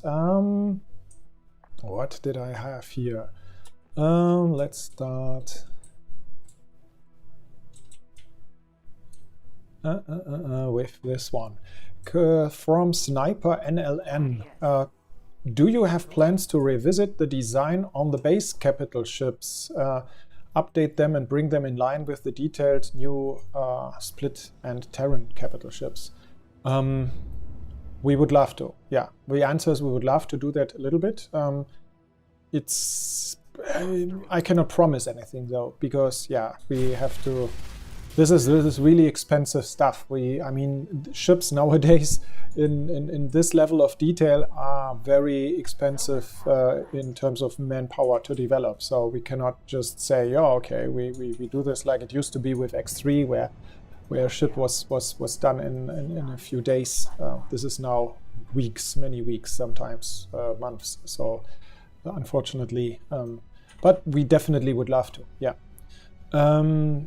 David Ford on YouTube, is there any plan to balance the starting economies for the factions? We do that all the time. The starting economies have changed again significantly, and do this with every major update. Like 4.0 is quite different from 3.0. As I said before, workforce has a much bigger impact now. The price development for illegal goods is different. For example, one of the first game starts that I played before, you saw my second or third game start here before, was with Terran, with the Project Genesis game start from Cradle of Humanity, in which I made my first couple of millions of credits trading illegal goods in the Terran sectors. So of course, the Terran economy is obviously new, but this had a huge effect also on the normal X-Universe economy and the price development. As I said, workforce, food is quite different. Everything regarding mining is very different now. There's this is like this ripples through the entire economy, all of those changes. So that's definitely always something we do. Hakenden1 is asking, is there a plan to expand mining or salvaging as a profession in X4? For example, that the player gets better bonuses for his miners through missions. Again, we just did a lot of focus on mining and changing it. Salvaging, if you mean like as in recycling ships, I'm not sure. There is a plan. Maybe we look into this again. We have lots of things on our on our to-do list for the future, and we have to decide what exactly goes into which update and what things we may never do. But yeah, there's some stuff planned in that regard. Getting bonuses for miners through missions is not in particular on that list. If you have more exact ideas there, maybe again send me an email, bernd@egosoft.com. You can always do that if you have problems, or if you have any ideas you want to share. World Peace on YouTube, cool name, asking, what topic would you like to work on for the third DLC after this one, if you could choose freely? If we can choose freely, really. I mean, we are an indie developer. We are completely, well, I mean, there are obviously economic pressures. We want to sell games. We need to make money with it. So, but no, seriously, we are very free in our choices. And so whatever we choose is a pretty free decision. It's just not a single individual that's making the decision. It's a team, a steadily growing team in that. But yeah, I cannot talk too much. Obviously, yeah, the Boron are definitely something we would want to do, but it's not. It's bigger, and therefore not happening today. So, but we definitely want to work on it in the future. Strojchik is asking, can I move build order of modules for stations without canceling modules? No, that's not possible, and probably will never be, because the order in which station modules are built also means this is the order in which they are physically connected to each other. If you then change that order, you would create holes. You would create holes in the middle of the station, which is something that we don't want. And it's also logically would end up being a mess. So you build basically your station from the inside to the outside. You connect stuff like Lego stones together, but if you then change the build order, you would kind of rip pieces in the middle out, and yeah, that makes problems. Yeah, I understand that it would be sometimes convenient to be able to do that, but no, it's not so easy. Yeah. More questions. Silent Storm 667 asking, how about moving entire blueprints when loading them in a plot? Moving? How about moving entire blueprints when loading them in a plot? I'm not sure I understand the question. By the way, maybe I could say a few words about blueprints for those people who are not so familiar with it. In my recent game start that I was showing before, I did.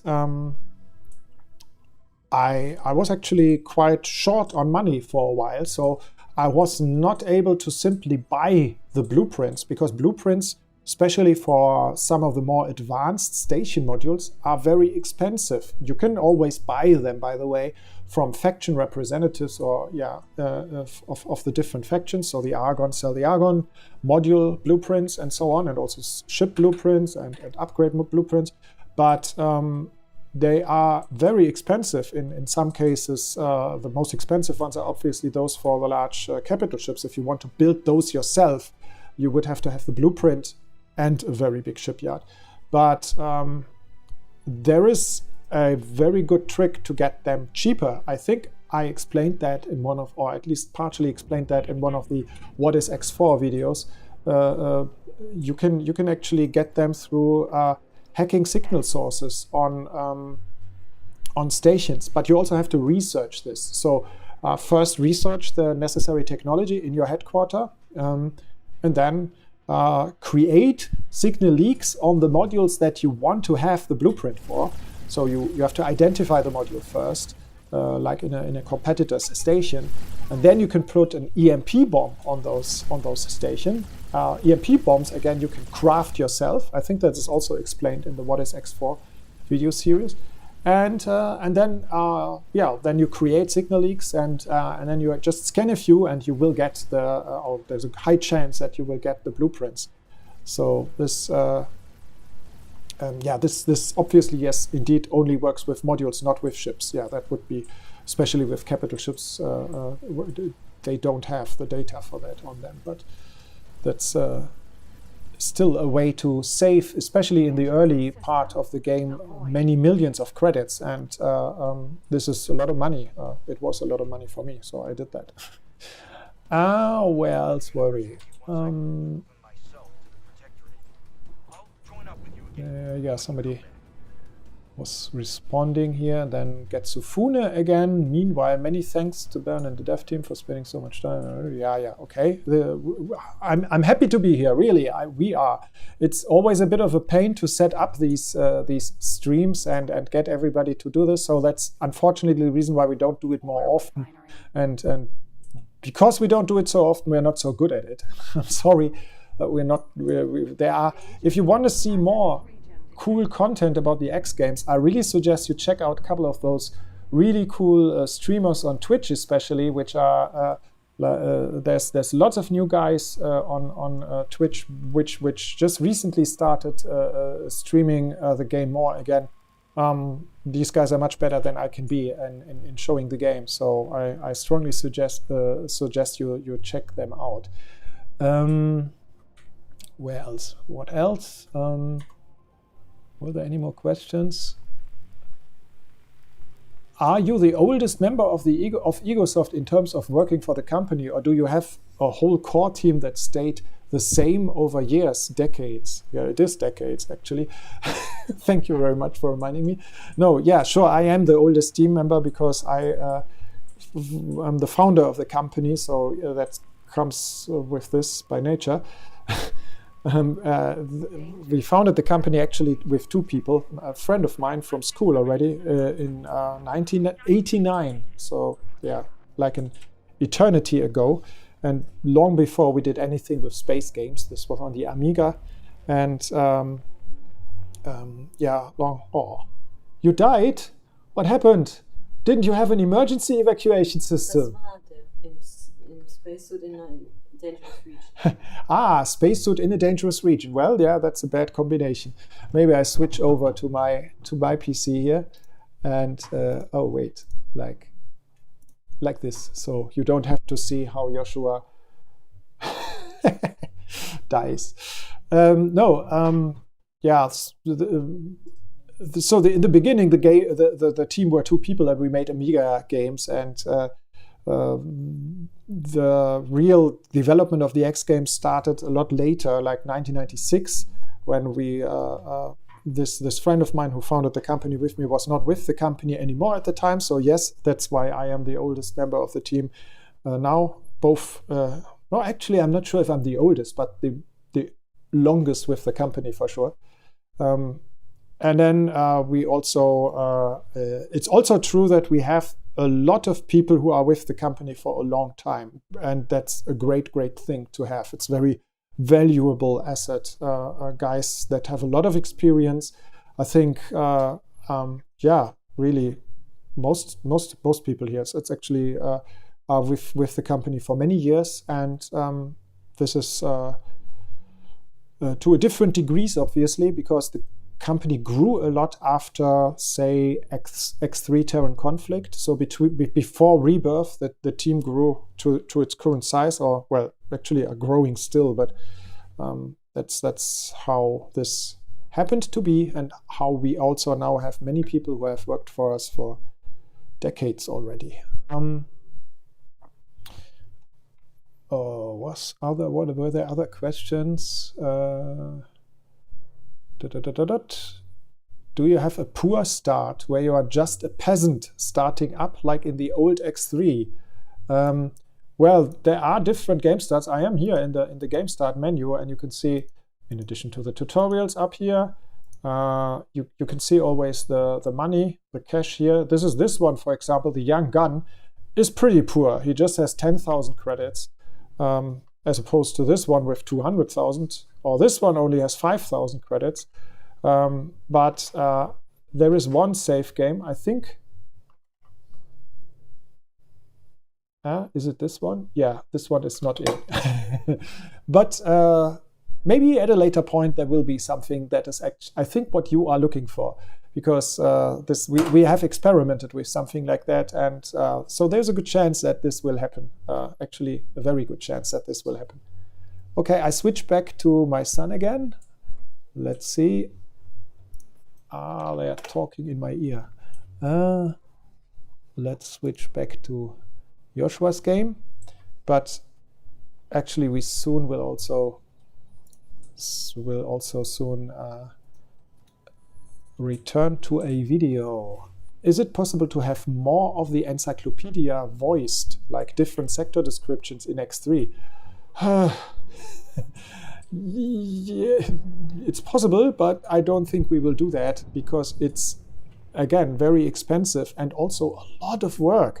We did a lot of voice recordings for Cradle of Humanity, a real lot of voice recordings recently. And yeah, you have to see the localization doesn't make this easier. The game is voiced in 3 languages now. No, actually in 4 languages. This is English, German, French, and Russian. So all of that you listen to has to be recorded in 4 languages if we add voices, and that's a lot of extra work and a lot of coordination, and so I doubt we will get to that. There's a question by Sandbox on YouTube. Did you have any inspiration in Alien 8 Passenger or Blade Runner? I guess that's an end or something.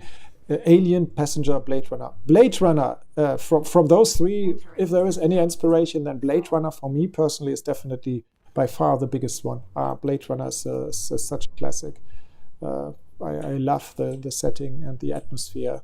This is definitely influenced us. Also sound-wise, I believe, if you would ask Alexei, I'm sure there's some music that's inspired there. Vangelis soundtrack for Blade Runner is also outstanding. Yeah. Skeeter UK, I think that's a follow-up question to what we were talking about before about the team. How many of the X Beyond the Frontier crew still working at Egosoft? Well, the X Beyond the Frontier crew was literally, let me check. Well, probably only 2 people remaining. That's Martin and me, because I don't want to make a mistake, but X Beyond the Frontier this is basically the first really successful game that we made.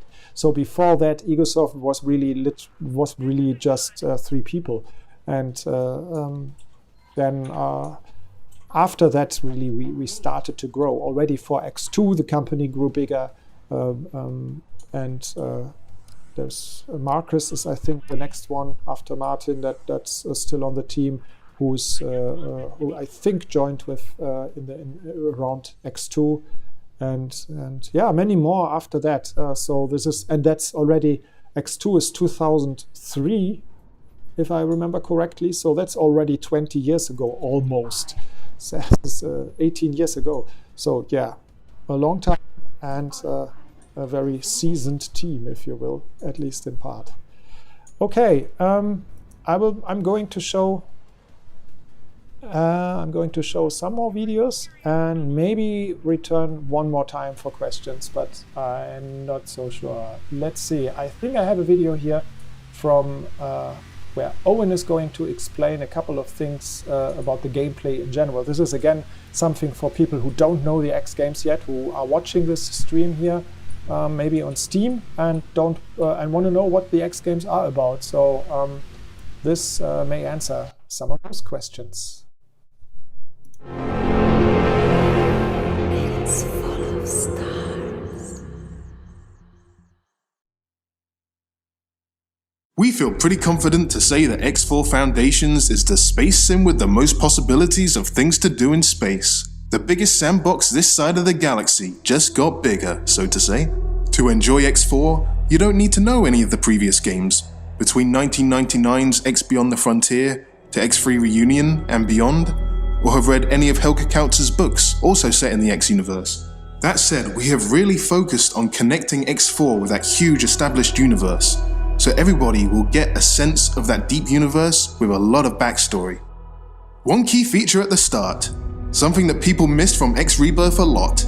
Yes, you can fly almost every ship in the universe personally. From small fighters with a 2-man crew with you as the pilot, to huge carriers that can be home to an entire fleet, you can walk around the bridge, give orders to ships via the map interface, and watch the crew develop better skills. Or you can simply go to the captain's console and steer the ship yourself. The biggest challenge with this is having a seamless transition between all these different scales.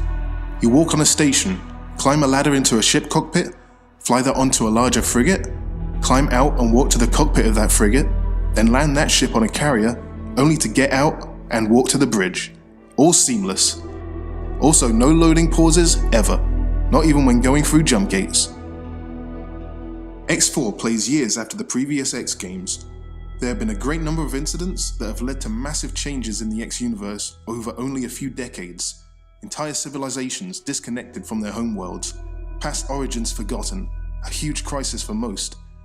But from where X4 Foundation starts, you have a glimpse into a possibly brighter future, and you, the player, have the chance to shape it.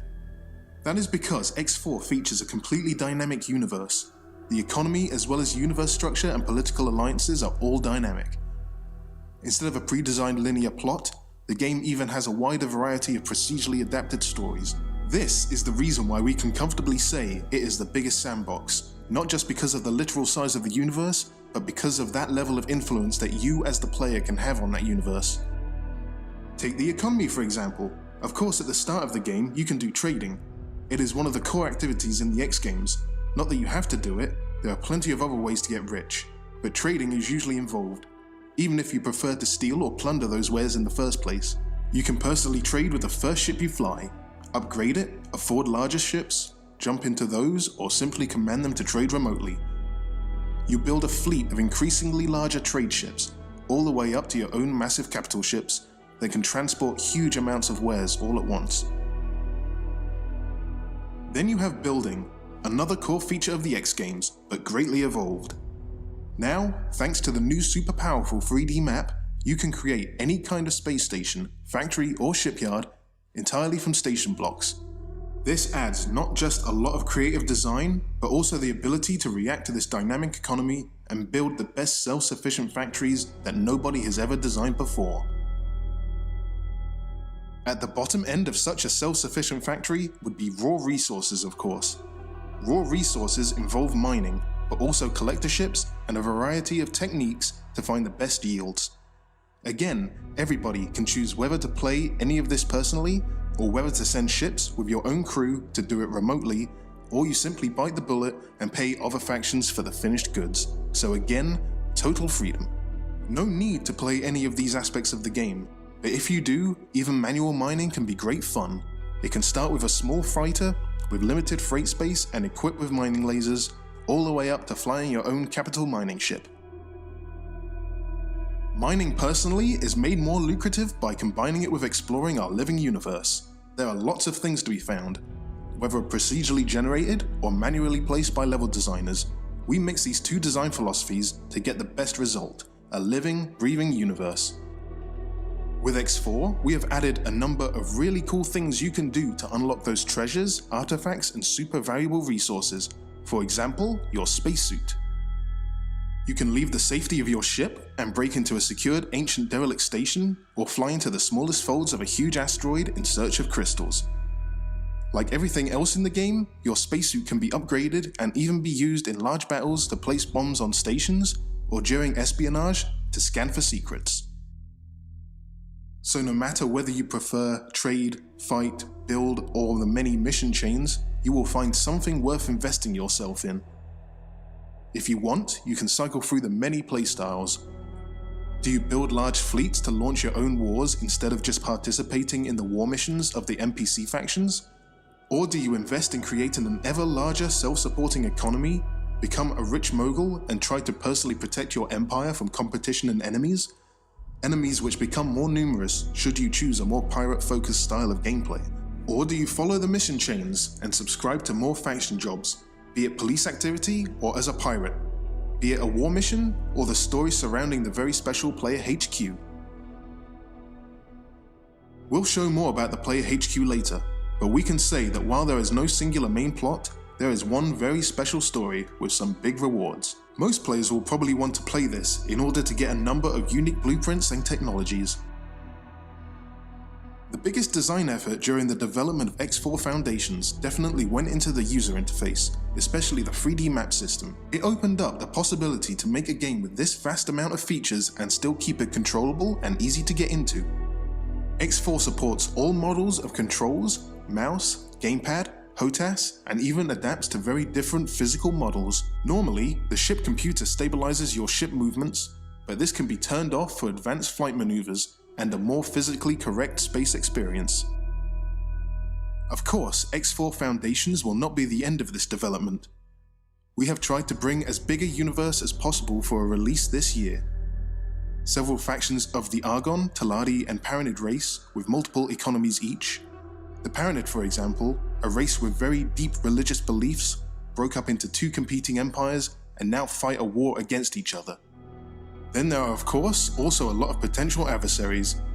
Those where you have a choice, like the different pirate factions, and those where you don't, like the infamous Xenon, a race of advanced artificial general intelligence once built by mankind themselves to help colonize space.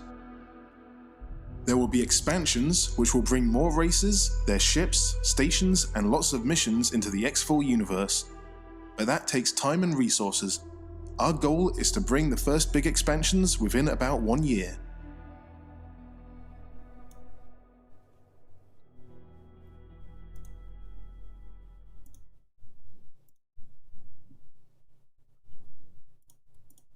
Hello, and back to my own game for a moment, because Joshua is not playing anymore, and I will try to answer a few more points that I actually forgot to mention before. I'm going to show you one final video, and then I think we have enough today, because it's now already more than almost 4 hours after the stream has started, and Cradle of Humanity by this point is out already for 3 hours, and lots of people are playing. I already saw numbers, over 6,000 people are playing at the moment, which is super great.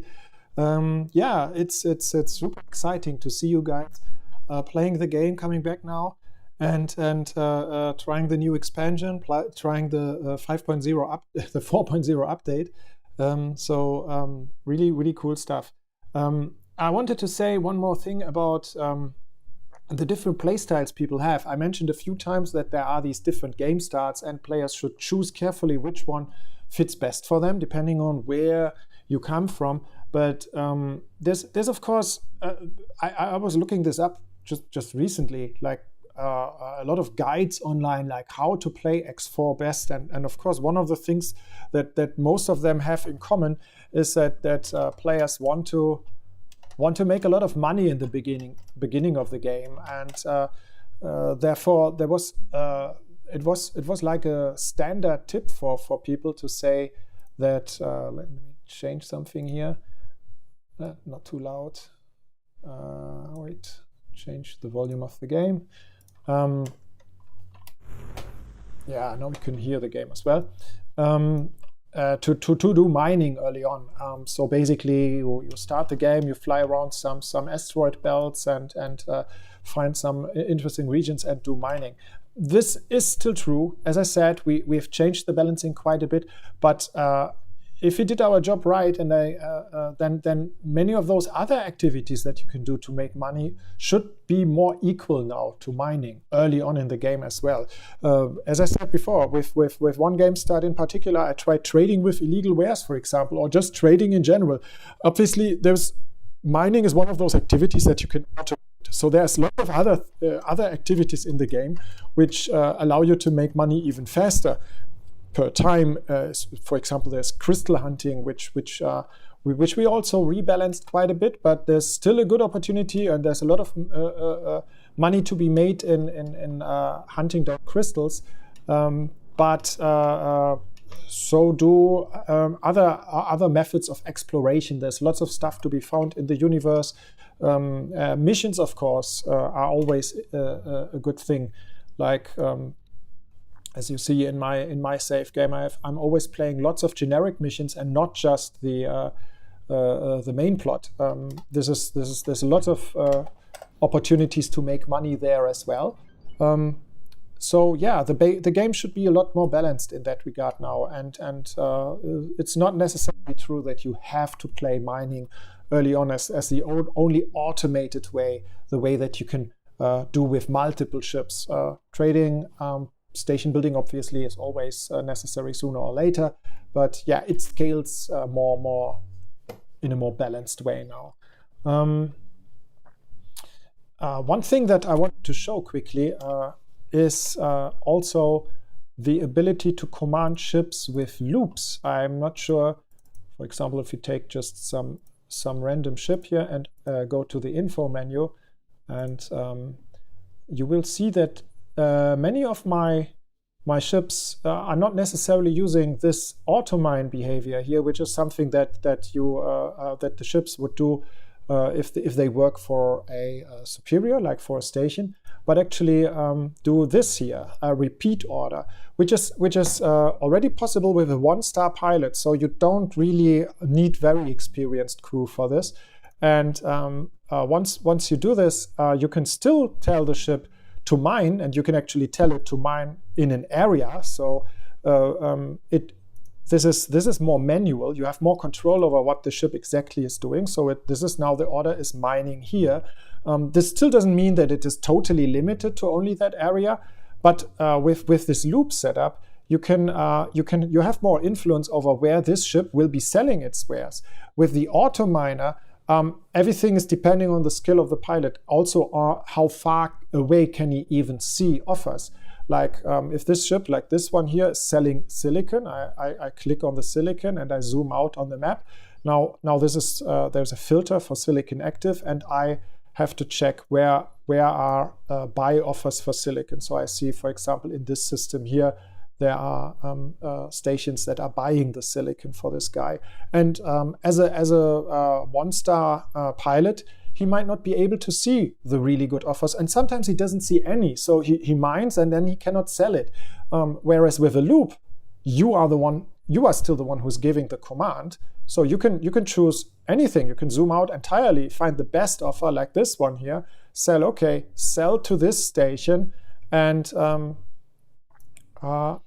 yeah, if it would be possible. I mean, this guy in this case, it's somebody who's not allowing this ship to dock at, but yeah, you set up a possible combination, mine here, sell there, and then it will go back and forth between those locations multiple times because it's set up as a loop. So this is one step further down from a full automation, but a micromanagement that can really pay off and make a lot more money early on in the game. So loops can be quite useful for this.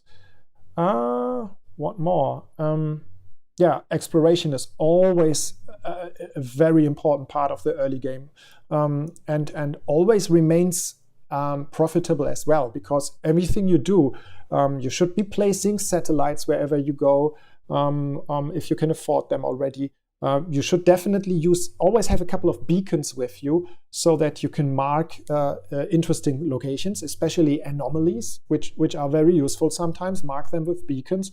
Yeah, have a couple of resource probes with you so you can mark interesting spots for your miners later maybe. And always put trade computer upgrades into your ships so you get more offers. You know what you see here on the map, those offers here for silicon are those stations that are currently giving me live trade information. This is greatly depending. I have to disable this filter here to see everything again. This greatly depends on how many how many stations have been scanned for trade offers before, and this works a lot better if your ships have trade computer upgrades. So invest in this stuff early on, get more information about the universe. That's very valuable. That helps you making money much quicker. So that's a couple of tips I wanted to give. What else? Were there more questions? I don't think so. I don't see much. there's a question, do you have plans to redo manual trading? Something like adding filtering by sector, filtering by faction, so you don't have to zoom in and out constantly. Well, I don't know. How are you playing? If you're not playing with the mouse. I mean, some people are not really so familiar with the map. I don't know. Maybe if you have an idea of exactly what you have in mind, please send me an email. This is maybe. I think the map is very powerful. Sometimes there's just some stuff you may not know yet, or maybe you have a good idea to improve it. Send me an email, and we are always happy to listen to cool ideas. The return of Zach, YouTube was asking one question I always had: what was the decision to name the faction the Kark? Kark. Don't get me started on any joke videos about how to pronounce that. I think it's a very perfectly reasonable name, and they are really I think they are a little bit inspired by Star Trek. I think we were Star Trek fans at the time, and I never had any very dirty thoughts on that. It was just I think a US website later when X2 already was out that made fun of the name by mispronouncing it or pronouncing it weird. That they made fun of it. It's for us. It was the idea with this race was that they are an insectoid race, that they behave more like hive mind, really literally. That they like bees is probably the best analogy. That's also why their ships had this tendency to cluster together, and that was probably the inspiration. There's another question from Immunizer on Twitch again. 2 questions actually. Are there any plans on adding a partner like Yisha? And will we at some point be able to sit down during the flight when we don't pilot the ship? There's a good chance that you might have a chance to sit down while you pilot the ship. There's at least something we thought about. Not just for ships, maybe even for stations. We will look into that. As for a partner, I mean, you have lots of partners. You have crew, right? And you can have crew, and you can manage it and put them on all ships. And so what would be special about Yisha, of course, was special in X Rebirth. For those of you who don't know X Rebirth, Yisha was, of course, made very special by having this very special role in the plot. And the other special thing in X Rebirth was that you only had one ship to fly, and she was your co-pilot in that one ship. But here you have potentially hundreds of ships and hundreds of crew people in those ships. So what would be defining somebody like Yisha in the context of X4? She would have to teleport with you to all ships? Or I think you have something much more powerful than what you did with Yisha by having the ability to manage crew and select certain people and put them in fixed positions, like being the captain of a certain ship or so on. But again, if you have more precise ideas, don't hesitate to send me emails and let me know about it. In the meantime, up to the last video for tonight, because our stream is slowly coming to an end. This is, again, Owen. This is something he recorded, I believe, last year in 2020, already during the Corona times, for the Gamescom, which was not, of course, a physical show, but was already online. So we did this video, and Owen explains again a little bit about Cradle of Humanity and X4 in general. So stay tuned. Hello there, I'm Owen Lake and I'm a mission designer at Egosoft. We're the developers of the long-standing X space simulation game series. With over 30 years of history, Egosoft is one of the oldest game developers in Germany, and the first game in the X series, X Beyond the Frontier, was released way back in 1999. Our games are simulating a vast universe with ships and stations driving a dynamic economy. And then there's you, a drop in the ocean. Over time, you will trade and fight, build fleets and factories, and explore the universe and encounter numerous exciting stories. Each game consists of huge areas of space, simulated from the bottom up. Hundreds of stations and thousands of ships trade amongst themselves. Prices change based on supply and demand. Resources are mined and processed, eventually resulting in high-tech products.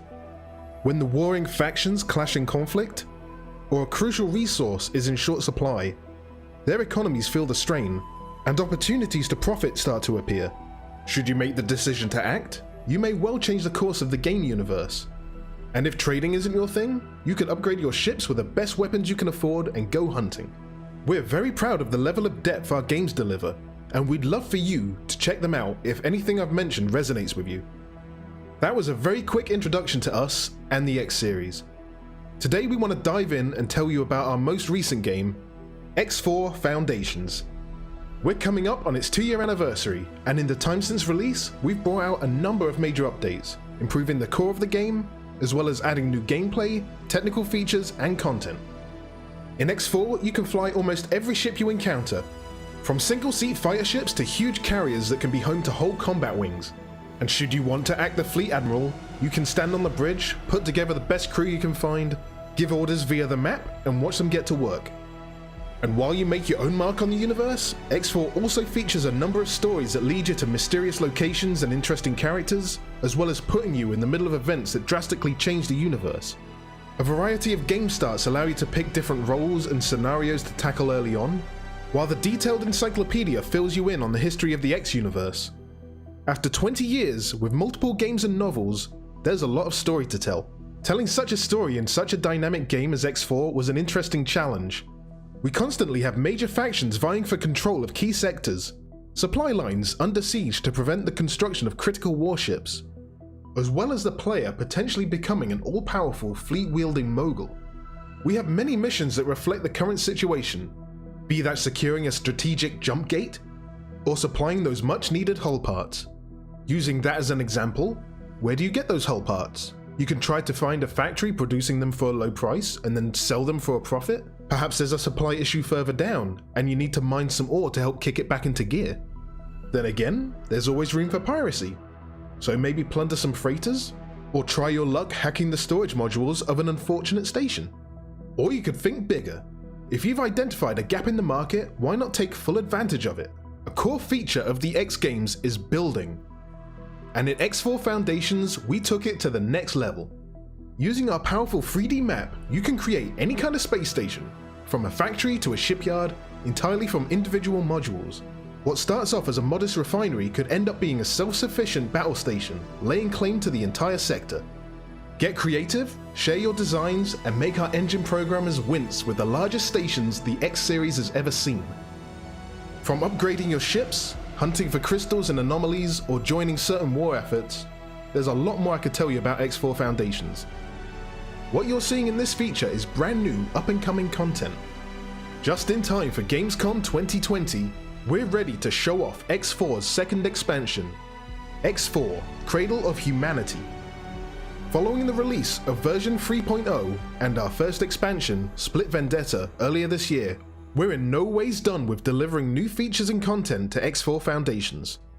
Cradle of Humanity will once more expand the game's universe significantly, featuring whole new sectors and welcoming 2 Terran factions to the game, along with their economy, ships, weapons and stations, some of which you can already see in this video. With the solar system rejoining the X series, you can look forward to impressive vistas of familiar worlds. And along with new game starts, we'll be adding several new stories to explore the new factions' identities and political stances through exciting mission content.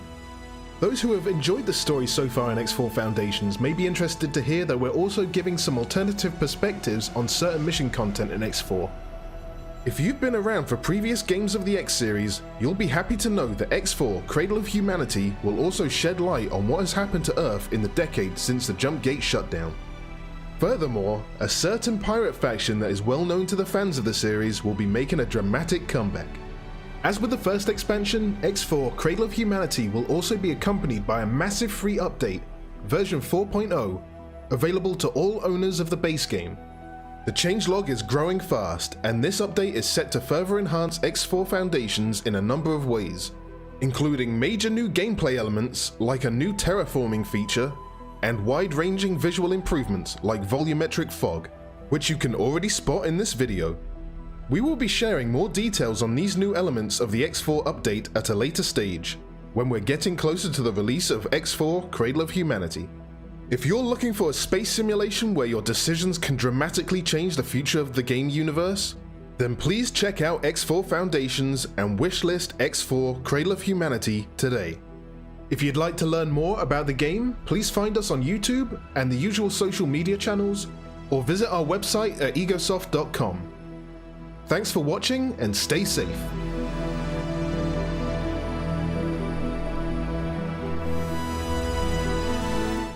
Okay, and we are back, and I think this is for the last time.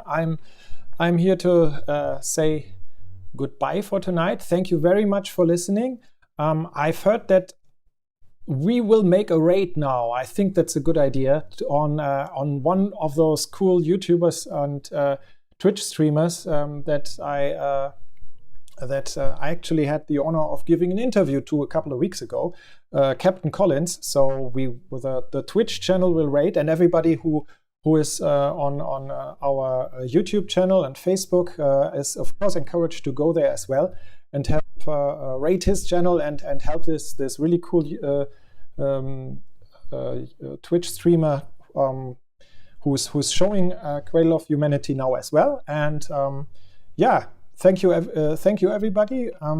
Really enjoyed doing this, and thank you for your questions. Thank you for your support, and I hope to see you again, probably in the not so distant future, actually, because as I said before, there's this really cool online gameplay feature coming up soon, and I'm pretty sure we will be talking about that again then as well. So yeah, thanks a lot, and goodbye.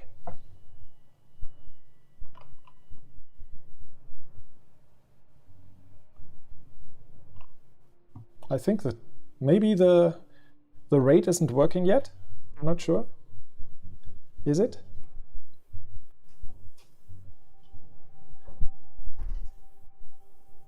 Gregory, do I have to do anything?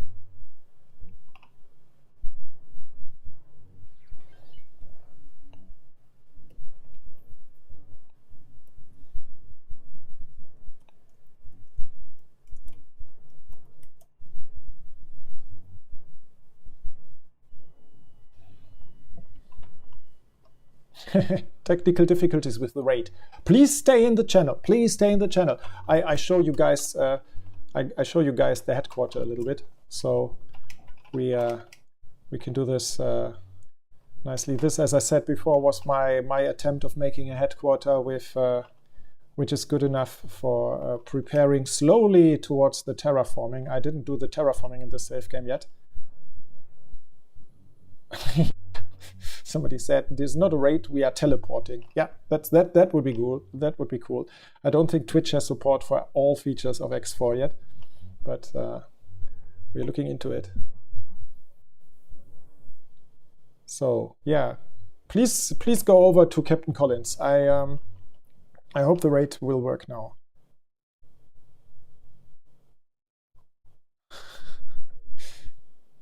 Yeah, it says the raid is in progress. So you guys should be going over there and see somebody playing Cradle of Humanity who's much better at doing live streams than I am. So see you soon. Go, go, go.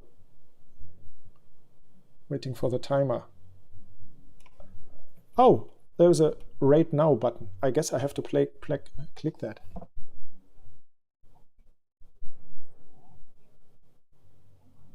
Ah. Bye.